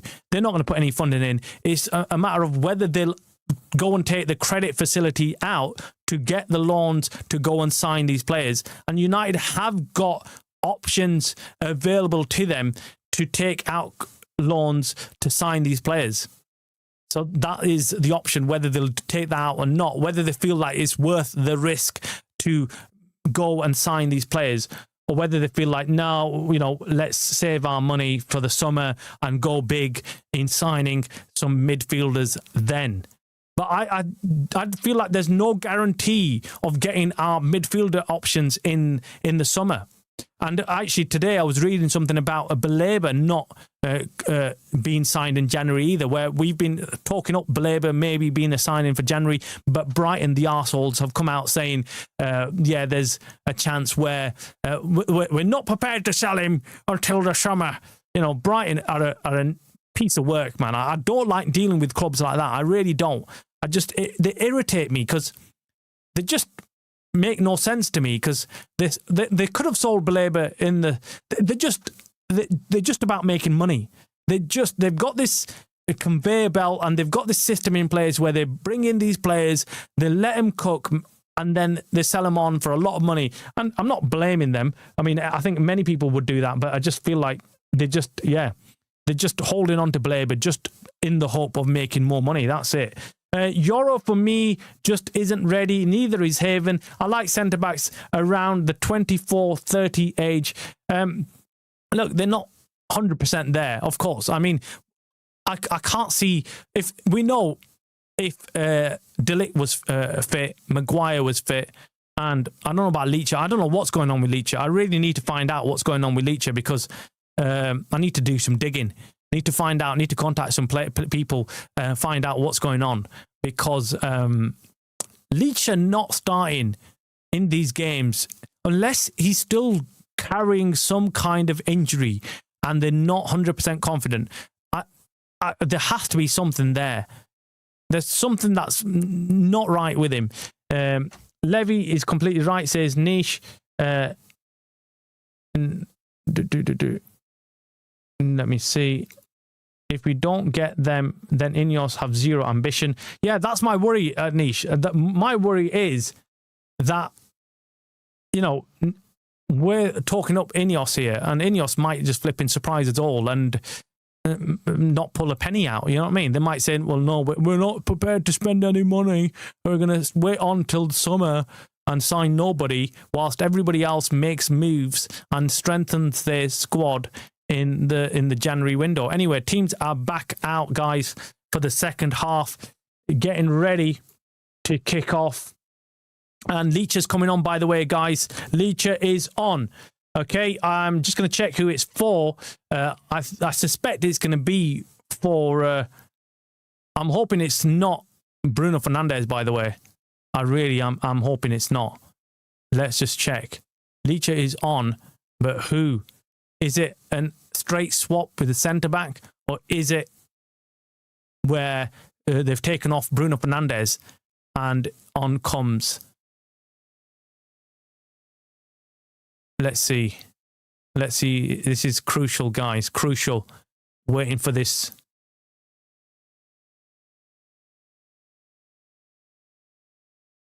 Yeah, Leach is coming on. Comes on. 1-1.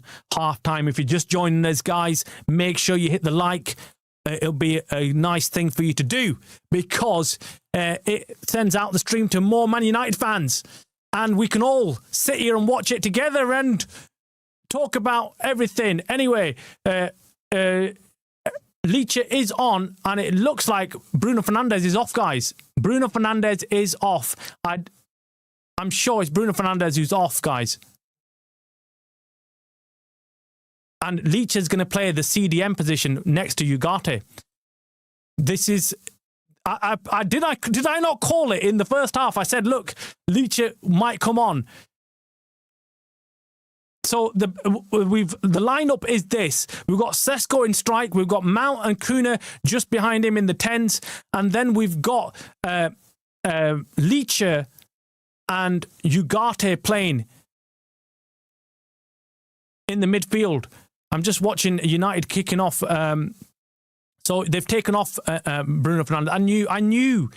I was saying to you, Bruno Fernandes looks like a huge worry to me. You don't see him ever. I've watched United play a lot, and I've watched Bruno Fernandes, of course, play a lot of those games, and he never, ever looks like he's, you know, picking up an injury, and he doesn't make a big deal about anything. He's coming out on the pitch now, guys, just walking out with his hood up, just walking gingerly. He is got a hamstring problem, guys. He's got a hamstring problem. You know, this is it.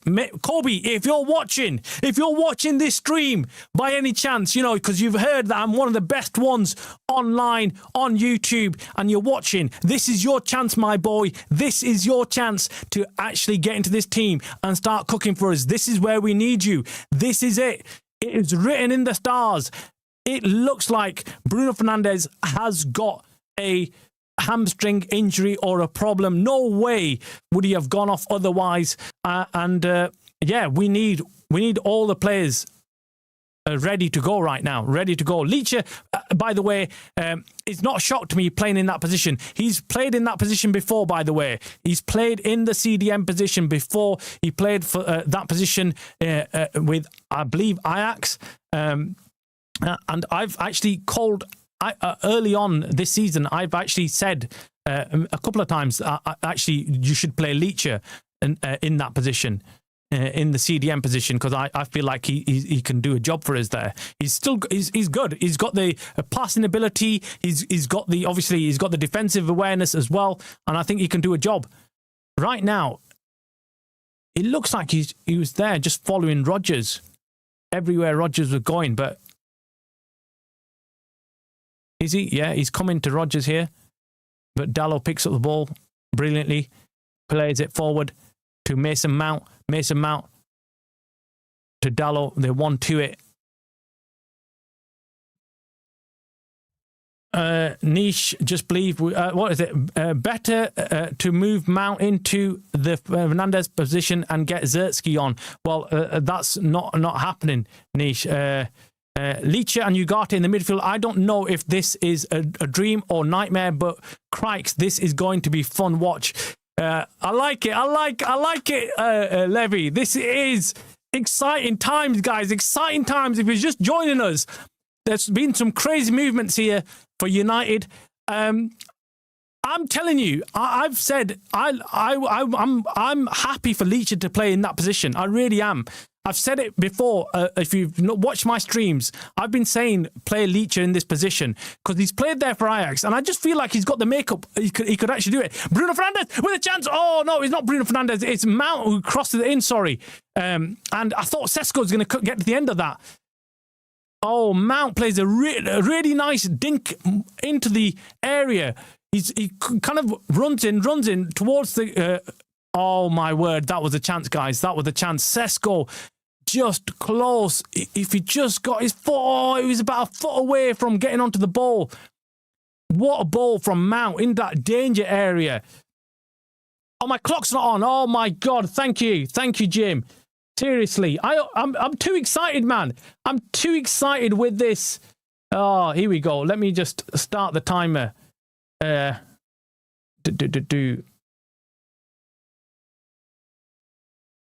me see if I can forward it a bit. Can I forward it a bit? I don't know if I can.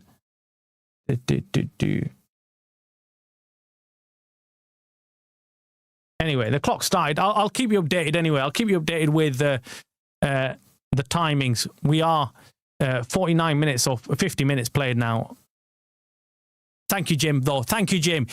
I swear, this is it. I'm so interested in what's going on. It's so difficult to keep up with United and what they're doing and how they're setting up and their formation and where they're playing. It's always changing, constantly changing right now. Yeah, so Leacher is sitting in so what's happened is Ugarte's gone into the position of Bruno Fernandes and Leacher's gone into the position of Ugarte. So he's playing that defensive role. Ugarte's playing that more attacking midfielder going forward, essentially playing the Bruno Fernandes role. That might suit us because, let's be honest, Ugarte defensively is not that great. Cash running into the area, shoots, but Dogu blocks it. Onana on the ball, passes it. Rodgers, United having to do some defensive work here. They need to get it out. They do just about cope with it. Dalot on the ball. Pass it, Ugarte. Ugarte knocks it above the defenders. That's a foul on Mount, but play continues to Sesko. Sesko to Dalot. Dalot plays it back to Mount, who's up again. This is a nervous watch, guys. Not in a negative way, by the way. It's just, I don't know why, man. I'm excited. I'm excited about something. I just feel like something's happening. And I know I shouldn't be because our captain's just gone off and he's one of our most creative players. But I don't know why, man. I think Leacher could, coming on in this position, just feels right to me for some reason. Anyway, we'll find out sooner or later anyway. United give the ball away there. And Villa, wonder if they're going to change up anything, Villa here. I'd say they'd had a poor half in the first half. Unai Emery is someone who is very quick to make changes. An experienced manager, knows what he's doing, can see things in real time and changes things up as soon as he can. Anyway, United have got a corner here, by the way. United with a corner.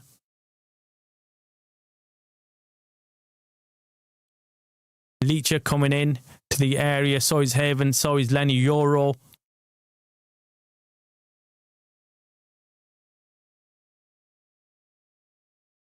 Luke Shaw standing over the corners now from this side. Obviously, Mbuma would be the normal corner taker from this side with his left foot, but Luke Shaw stepping on over the ball with his left foot. Cross comes in. It's a deep cross, decent cross.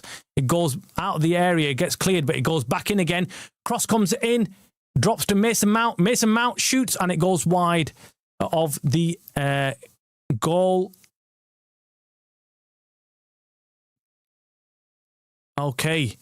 Okay, nervous, guys, but I'm happy. I'm happy with this so far.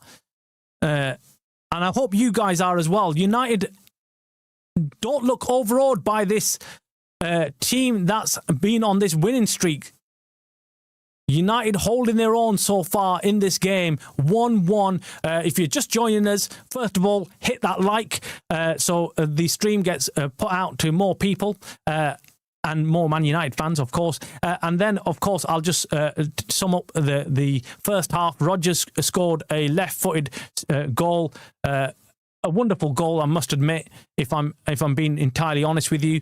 And then Kunis scored the equaliser, and everything happened in the last 5 minutes of the first half. All the action, all the goals came in the last 5 minutes. So.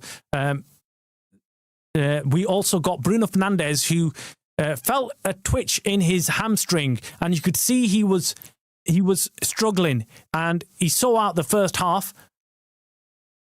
Dalot trying to do a forward run, but loses the ball and goes out for a throwing to United. Should be a long throwing for United now. Anyway, but he stayed on. He stayed on for the first half. Saw the first half out, but it was obvious to anyone. The players knew immediately. United players and the Villa players knew that he'd pulled his hamstring. But credit to Bruno Fernandes, he's carried on playing the half out. But it's clearly they've gone in there at half time. They've assessed him and realised that this could be a serious injury. Let's not make it any worse, and just even maybe as a precaution, just take him off. Anyways, Leach has come on for him, and he's playing in that position. Ball, United goes forward with the ball, but Villa get the ball back. Leacher makes a really good interception and shoots. Oh, for a moment there, I thought he scored there. I thought, no way. My eyes deceiving me today, guys. Every time I see United take a shot, I always feel like they've scored. That was about a yard out of the area of the goal. Martinez stood still. Well, he didn't actually. He did actually go to make the save. So yeah, let's see, man. Let's see what happens. Dalot. Levy says an actual number 8 who will hold his position and not run around like a crazy person. We will start to see a proper Amorim team now. Do you know what? I'm telling you, Levy, I'm happy with seeing Leacher in that position. I've been saying it for a long time, and I don't think many people agreed with me, or many people didn't see Leacher playing in that position because, of course, we've seen him as a centre-back. But I know from his time at Ajax that he's played in that position and did pretty well. And then he dropped back into the centre-back position. So for me, I'm thinking, this is a great move. We've got a very good CDM in that number 8 position. Someone, who you say is more disciplined and will be better at tackling, making them interceptions, and he can provide cover for the defence, which is needed at times. Anyway, Telemans on the ball here. Villa trying to make something here, trying to attack. Rodgers on the ball. This is dangerous. Shoots and scores again with his left foot, man. What is going on? What is going on with Rodgers, man? This guy's irritating me, man. Irritating me. It's almost identical to the first goal.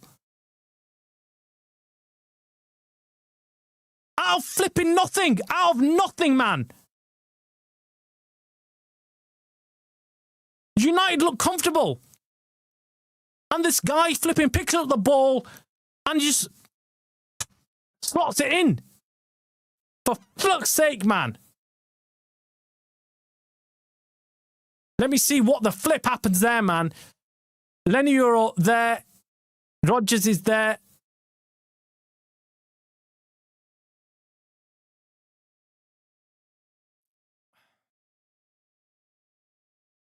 It's identical, man. It's identical. Lenny Euro, man. Lenny Euro again. I'm going to say it. I'm sorry, guys. I'm going to say it. I know you don't want me to say it, but Lenny Euro's at fault again. Defensively, he's at fault. He's not got close to him, and he's tried the last-ditch tackle. But shit, man. Shit. Absolute shit. And Una Emery's celebrating as well. Rodgers can't believe he's been offered that much space. He was just free, man. He was just free. Flipping heck. Flipping heck. Better change the score lines. 2-1. Oh. I can't believe this, man. I cannot believe it. I'm gutted. I'm absolutely devastated with that.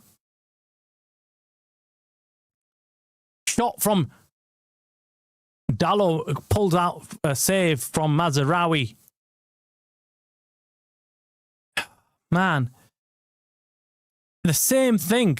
Yoro goes to sleep, man. Yoro goes to sleep. He's left him within acres and acres of space.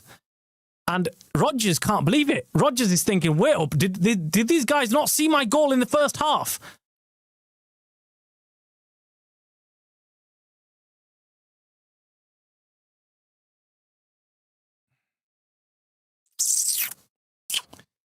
So frustrating, man. So frustrating. We've been, again, I keep saying we've been the better team. We've been the better team, man. Even in this second half, we've started the better team. We've had some really good chances. But again, it's like schoolboy stuff. You know who's scoring all the goals from you. I said it. Why can't we see it and United not cope with it? You know who's scoring all the goals. You know who the danger man is.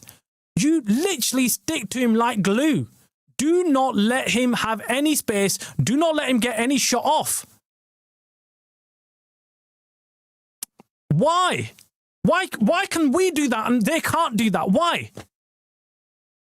Anyway, okay, we have to go again. We have to go again. I still feel like United have got goals in them. I really do. I still feel like United can cause problems.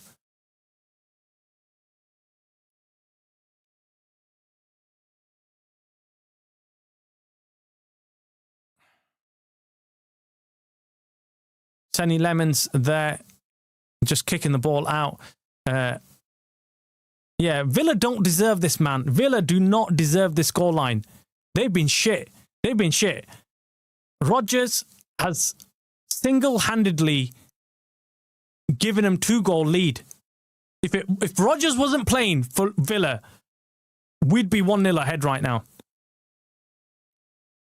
It's like it's literally a one-man team right now. Rodgers back in exactly the same position, trying to take that left-footed shot, but this time we've got Ugarte alive to the danger and blocks it.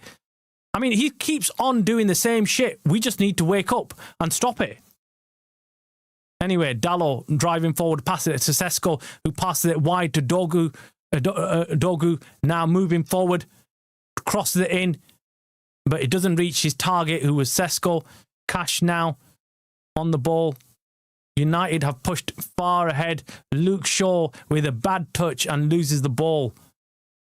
And McGinn, it takes McGinn down as a result, and McGinn's asking for a free kick. Not free kick. He's asking him to be getting a yellow card, but he's not going to get a yellow card here.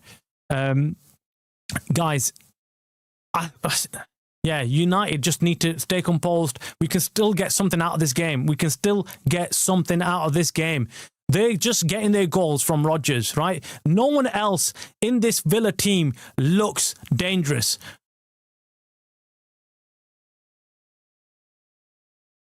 Leacher with an interception here, plays the ball forward to Sesko. Sesko plays it to Mount. As he got it, Mount just about keeps it and plays it to Dalot. Dalot crosses it in, but he gets blocked by bloody Rodgers, who's back there defending for him.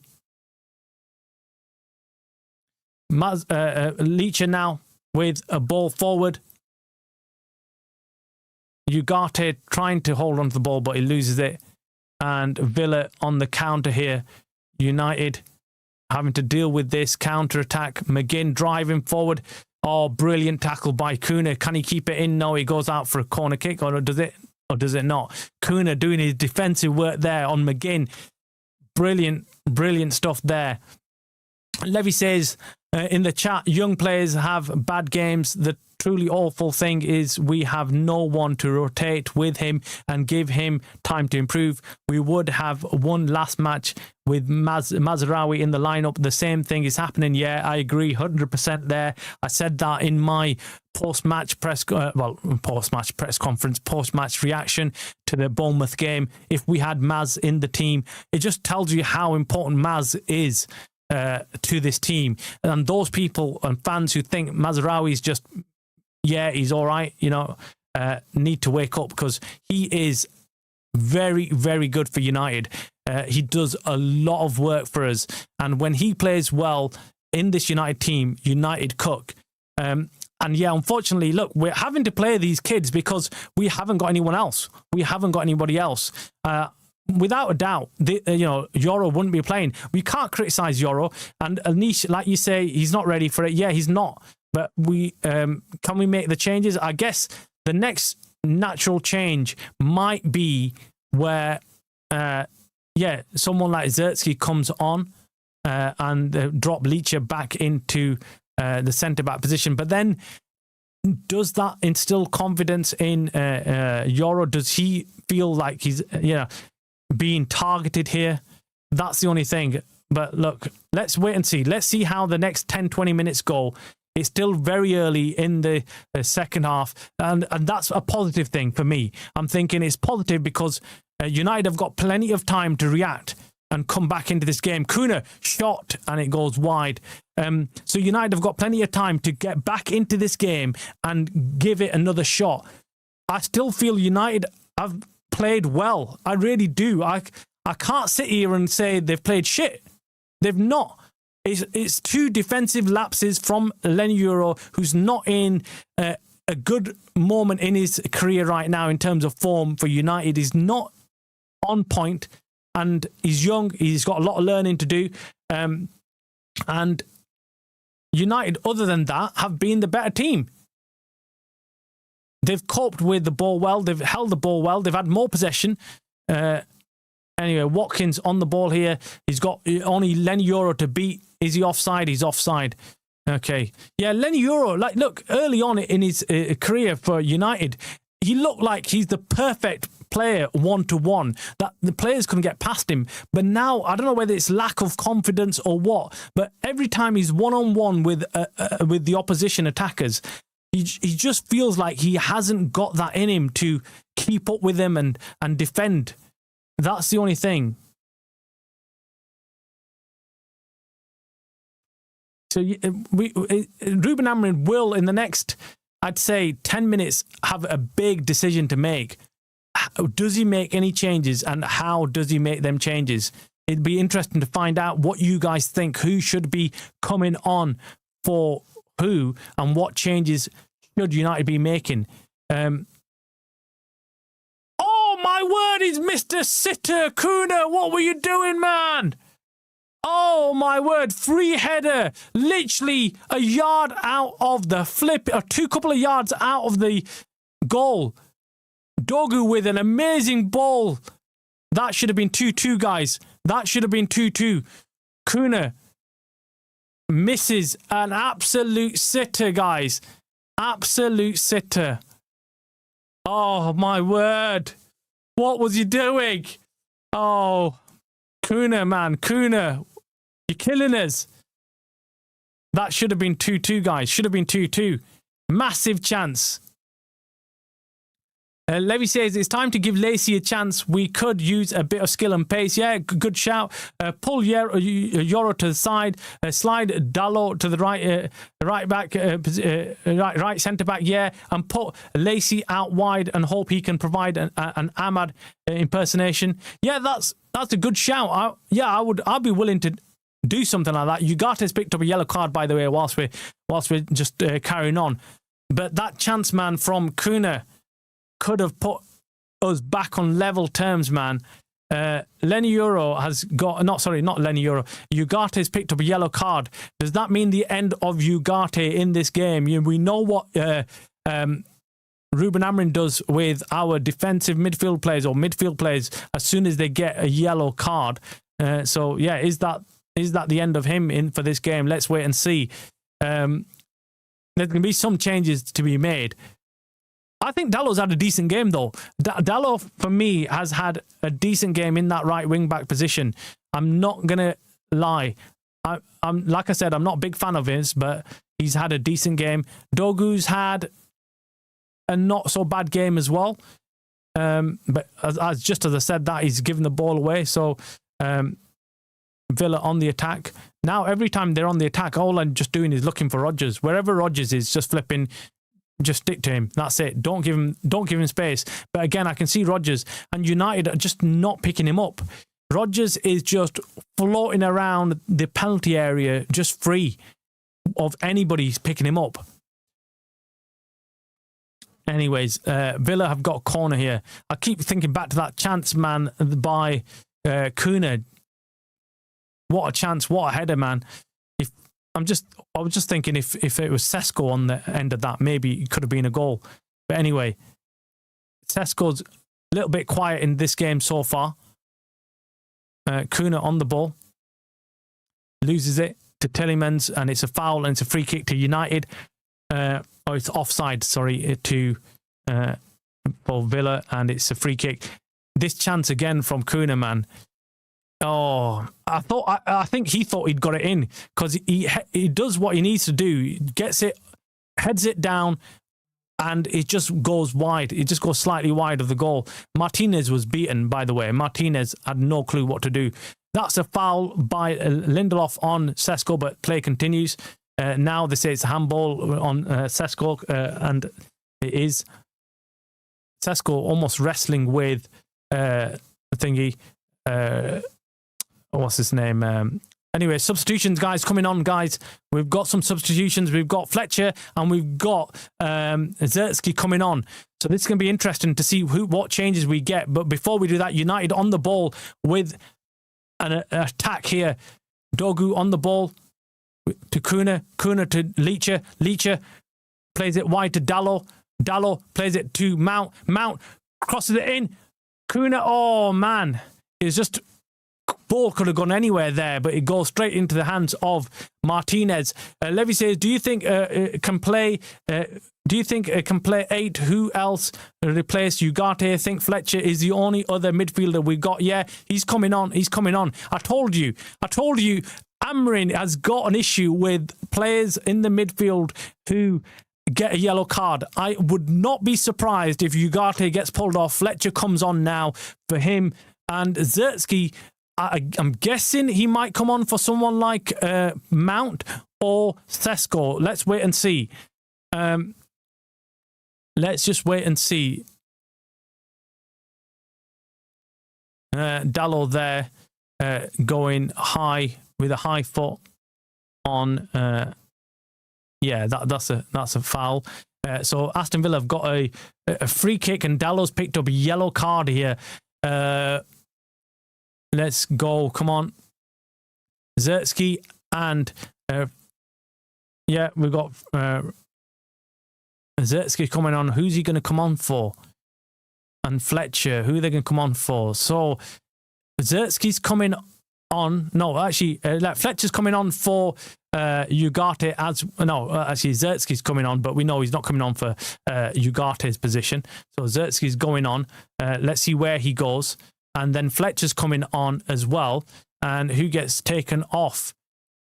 It's Sesko. Yeah. So as I've just said, Sesko's going to come off. Zerski's going to play in his spot, and Fletcher's coming on to play in the spot of Ugarte. So let's see what this is. We haven't got many options, I guess. So yeah, Fletcher.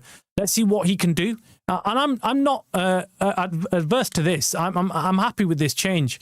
I just think Ugarte's not had a decent game. He's been okay. He's not done anything that I can say he's been brilliant at. Sesko, unfortunately, he had them 2 early chances, but he's not come good, man. Again, another game where Sesko has gone missing for us, unfortunately. But I guess he needs time. He's still a young player adapting to the Premier League. So, we knew he was not the finished article, so we can't start criticising someone like that. But anyway, Zerski's come on. Let's see if Zerski can give us something different here. That's a foul, surely, on Kuna, and it is about 20 yards out of the penalty area, right in the centre. Lindelof going in there. It's a foul on Kuna. So, them are the changes, guys. So if you're just joining us, we were forced into changing Bruno Fernandes, who's picked up a hamstring injury. And we brought on Leacher, who's playing in the CDM position. Now we've just taken off Ugarte, and we've got Fletcher on, the youngster, and we've got Zerski on for Sesko. So them are the changes so far in this United team. We are playing Lenny Euro, Haven, and Luke Shaw in the 3 centre-back positions. We have lined up with 3 at the back. Cross comes in here. It's a shit cross. Goes over everybody. Mason Mount is complaining about something, but it was a shit cross by him, and it's just gone over. And this is where Villa make their substitutions now as well, putting some fresh legs on, and they're bringing on Malan. Of course, they do this to stretch the game out, and Malan does a lot of damage with his pace now, and I think it's Watkins is coming off for him. Watkins hasn't done much this game. We've kept him under wraps, and then we've got I think it's Dini's coming on. Yeah, and Mattison's gone off. He's had a decent game, but not been brilliant, Mattison, either. Ghost, welcome to the channel, mate. Hope you're doing well. Tuchel has to start Rodgers at the World Cup, right? Without a doubt, man. Without a doubt. Rodgers is on fire. And if he carries on like this, that left foot of his is just on point, man. He's not doing anything wrong in terms of playing. I mean, he's single-handedly carrying this Villa team. Other than that, I'm not being over the top here. I swear, Villa, without Rodgers in today's team, we would have beat hands down. They're shit. But every time Rodgers gets the ball, he just pulls out something out of nothing. He makes goals for nothing, out of nothing. He did that against, was it West Ham? And he's done the same tonight against United. Long throw comes in from Dalot, and he's just thrown it straight to Martinez, who picks up the ball and says, thank you very much. And off Villa go on the attack here. McGinn on the ball. Down the right wing. Rodgers moving forward. Again, everyone's gone to sleep. Rodgers given the time to play. Rodgers dinking the ball into the area. And it gets cleared. Zerski now on the ball. Gets fouled there by Konsa. And it's a free kick. Leacher stepping over the ball in our own half, by the way. Fletcher and Leacher are all we got as midfielders. Holy crud. Really need to buy some new midfielders. Amorim needs serious backing. This is insane. I've been saying it for ages. Every time I look at the subs bench, I say the same thing again and again. We've got no options for him. We've got no options. Mount on the ball. Oh, I thought he might get his shot off there. He gets blocked. We've got no options for him. He's got no options. We can't expect Ruben to be working miracles with the options. Yes, he's got no midfield options there. He started Ugarte today, and he's probably looking at it thinking, shit, I've got no one else to pick. And we know he's not a big fan of Ugarte either right now. Anyway, and then we've got Bruno Fernandes now, who could be out injured for quite some time. Let's wait and see. If he has picked up a hamstring injury, what's that? 10 weeks? I'm thinking. It could be longer, could be less. I don't know. Let me know in the comments, guys. How long would he be out with a hamstring injury?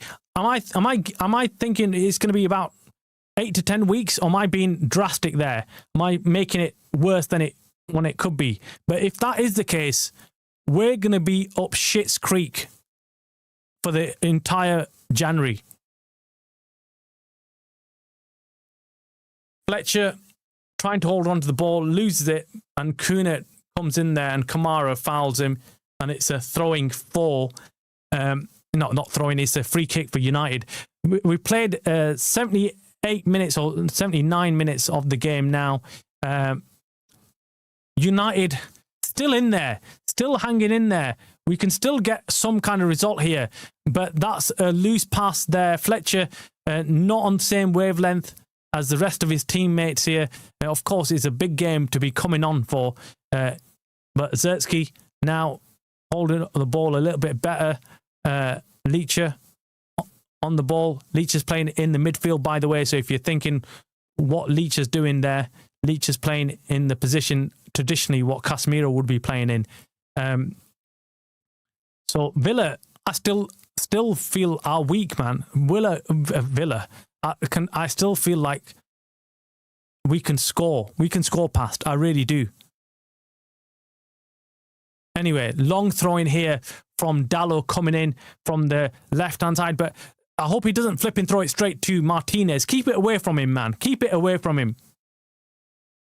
Throwing comes in, drops down, and Haven's claiming handball, but it's gone out for a throwing again for United. So Dallo with another throwing. United with still more possession than Villa. Still more possession. They're on 57% possession. And United have had 10 shots on goal, 4 shots on target, same as the opposition. Cash, they're saying it's a handball. Chance. Oh, no, man. Come on. I thought he might drop this. They're claiming handball again here, United. Zertsky's shouting, saying handball, but play continues. And now it's a free kick to Villa on the edge of the penalty area. And now let's see if this is a handball.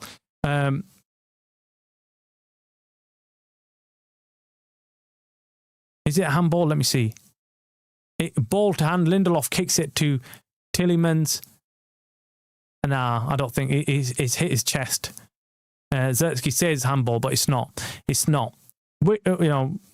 You never know. It could be given. It could be given, right? But it's 2-1 as things stand. United haven't been the lesser team, by the way, guys. This is an unfair scoreline, in my opinion. Villa have just had bloody Rodgers, who's on absolute fire right now for him. Every time he gets the ball, it looks like he can score for him. And United, defensively, again, have looked weak. We've looked weak. But going forward, I don't know, United look really good going forward still. And you could argue that we're missing two of our best attackers in Ahmad and Mbeumo. But we've had plenty of chances. We've had plenty of shots on target. It's just that defensively, we've just been weak. Tielemans with a ball forward, but it goes straight to Senny Lemons. Still feel like there's a chance in this game, guys. By the way, my timer's off. We've not just played 32 minutes. We're in the last 10 minutes of this second half, by the way. Second half, we've got last 10 minutes. Mason Mount on the ball. or tries to get past Lindelof, but Lindelof keeps him at bay. But we win the ball back again. Lenny Euro on the ball, plays it to Mason Mount. Lenny Euro looking to play it forward, plays it to Leacher. Leacher plays it to Luke Shaw, who's on the edge of the penalty area, crosses it in, and it's gone out for, is it a corner kick? It looks like it's a corner kick. No, it's not. It's a flipping throw. It's a goal kick. That's stupid. No way. And the players are kicking off with the ref saying, what are you talking about?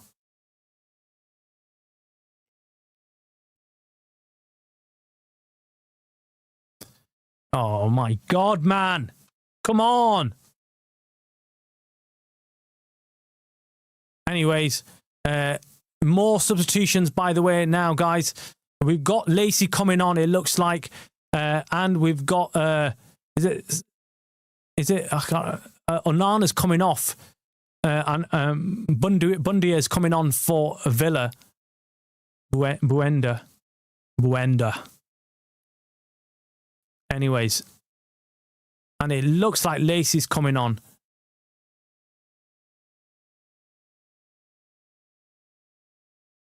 For United. Let's see who's coming off. Let's see who's coming off.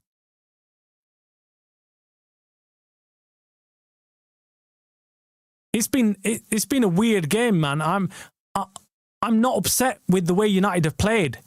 I'm not upset, but at the same time, I'm upset that we haven't got the players. We haven't got enough options.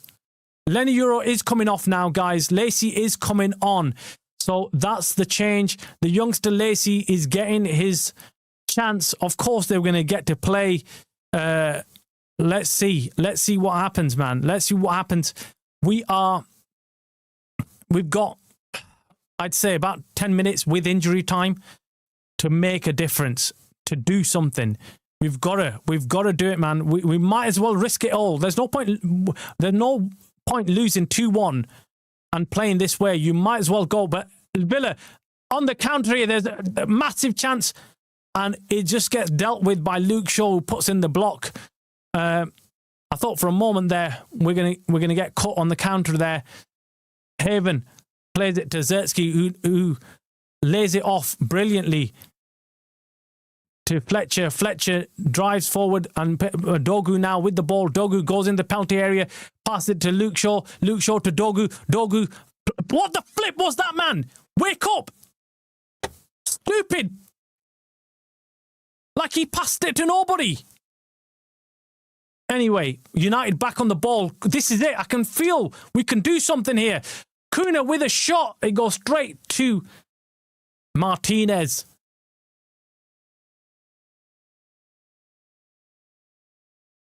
So it does, yeah, it does look like Dalot. Yeah, you were right, Levy. That's exactly what's happened in Lacey coming on. He's gone into that position that you'd find.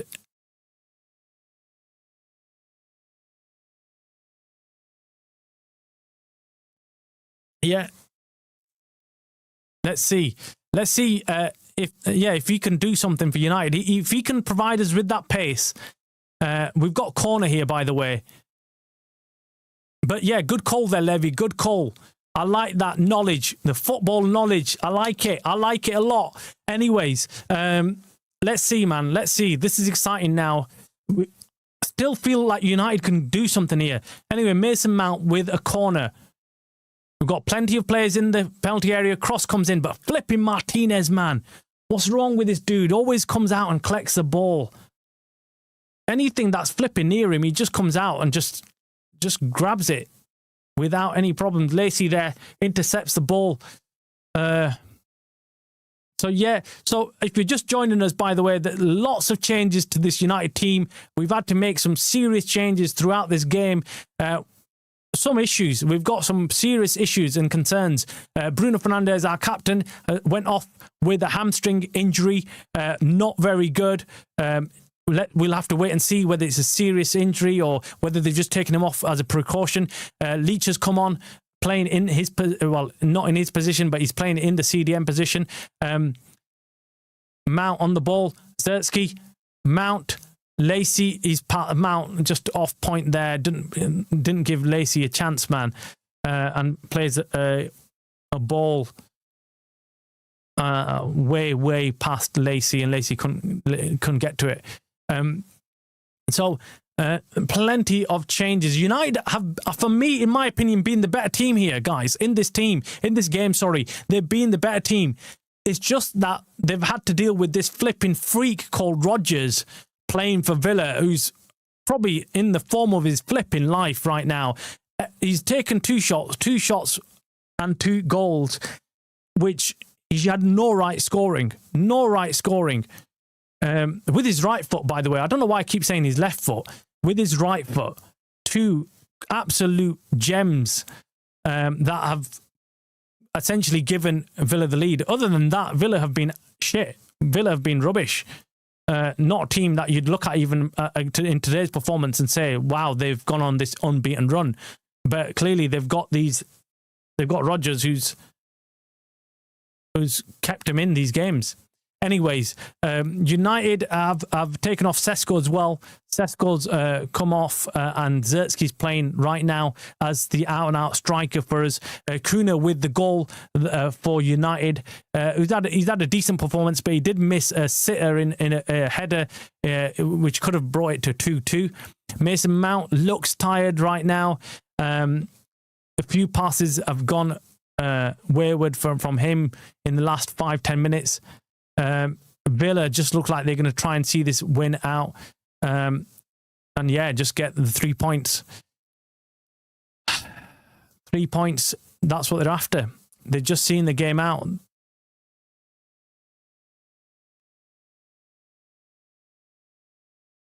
Dalot with the ball here with a throw-in.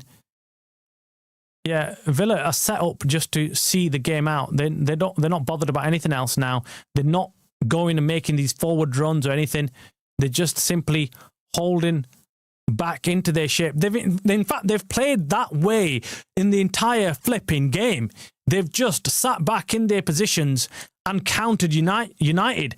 They're the home side. They're the one on a winning streak, and they're the ones who are playing this type of defensive football. United are the ones who've been the team on the front foot, attacking with as many players as they can. Anyway, Kuna on the ball here, driving forward, loses it, but it goes to Lacey. Lacey with a shot. Oh, it goes straight in the hands of Martinez. I thought for a moment the boy could make a name for himself. It was a nice shot as well. Solid. He got solid contact on that left-footed shot. Yeah. I mean, it just goes straight down the throat of Martinez. If he got it further to the side, he could have caused some serious problems for Martinez. Anyway, Kuna brings the ball back down again. They've got Villa have got a player down here. They're saying stop the play, but United carry on. Cross comes in. Drop to Lacey. Lacey can't control it. It goes to Rodgers, who plays it back. Plays it back to Rodgers. Rodgers trying to see play out. Yeah, the Villa playing with the ball out. They've done well to play out from the back there. Rodgers sees the ball out for throwing to United. This is it, guys. We're in injury time. We've got 4 minutes of injury time. We've played 1 minute already. We're in the last couple of minutes of injury time. Can United get an equaliser? I mean, United have been the better team. United should be at least finishing on level terms, at least in this game. But this is insane, man. Insane. Villa are just, they're just seeing out the game. They've got everyone back, bar Malan now, defending. And Dogu going forward, driving forward. Is that a free kick? Oh my God, it was literally centimetres away from the penalty area and could have been a penalty. So it's a free kick to United. Wow, man. What is it? Oh, yeah, a yard out of the penalty area. But Dogu was through on goal there. If he wasn't fouled, he had acres of space in front of him. Bogard with the flipping foul, man, on him. Oh, God. Anyway, We haven't got Bruno Fernandes here, so we've got Mount and Luke Shaw stood over this ball, not knowing exactly what to do. They haven't got much options either, let's be honest. The only person they've got in there is Haven and Zertsky, who are the big guys in there. But this is the tricky one, because they can't get it close to Martinez. This is probably the last chance they get of the game. Mount goes straight for the shot, and it goes over the goal, man. I think that was the wrong choice from that angle. He was never going to beat Martinez.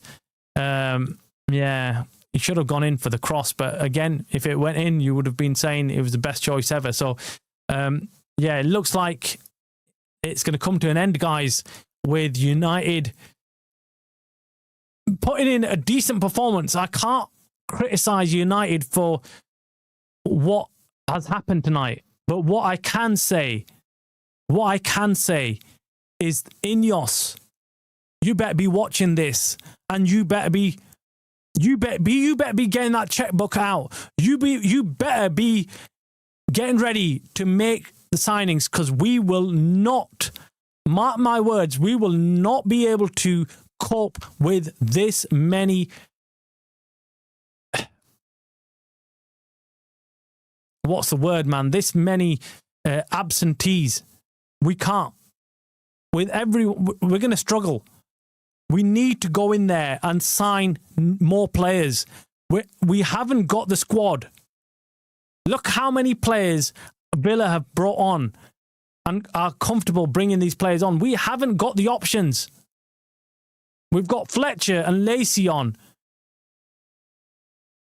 into a game where we need to be pushing, trying to get this win, or trying to get a draw, sorry, but trying to get something out of it. This is probably the last attack of the game. Kuna gets to the Kuna, but he loses the ball. And Villa with Rodgers now will see this out, surely. Surely they will hold on to the ball and see out the last few seconds of the game.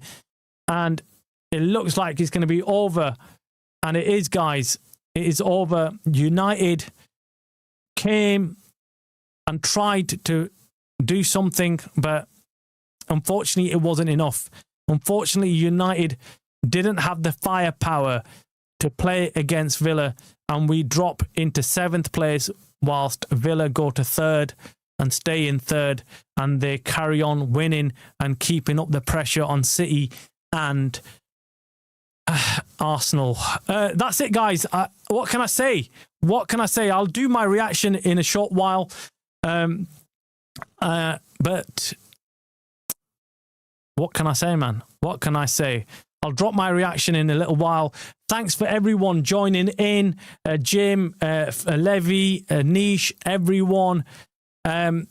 It's a hard one to take, man. It's a hard one to take, because we came into this game thinking that, look, we might get battered 4-5-0, whatever. But what's hard to take is that when we've put in such a decent performance, and the only thing lacking was them 1 or 2 players that we needed in there. Like a few words have already said, if Mazraoui was playing, I think we would have a different result today. If we had Casemiro playing, I think might have been a different result. If we had Mbeumo, of course, and players like that. So we are missing the squad. We haven't got enough players in this team to go out and attack. But I'm going to do a live stream. I'm going to turn off this live stream. I'll do another live stream reaction to it. So if you hang around for the next 5-10 minutes, I'll be back again with my reaction video to this loss. And we'll talk about the positives. We'll talk about the negatives. But anyway, thanks everyone for joining on this live stream. I'll be back in about 5-10 minutes.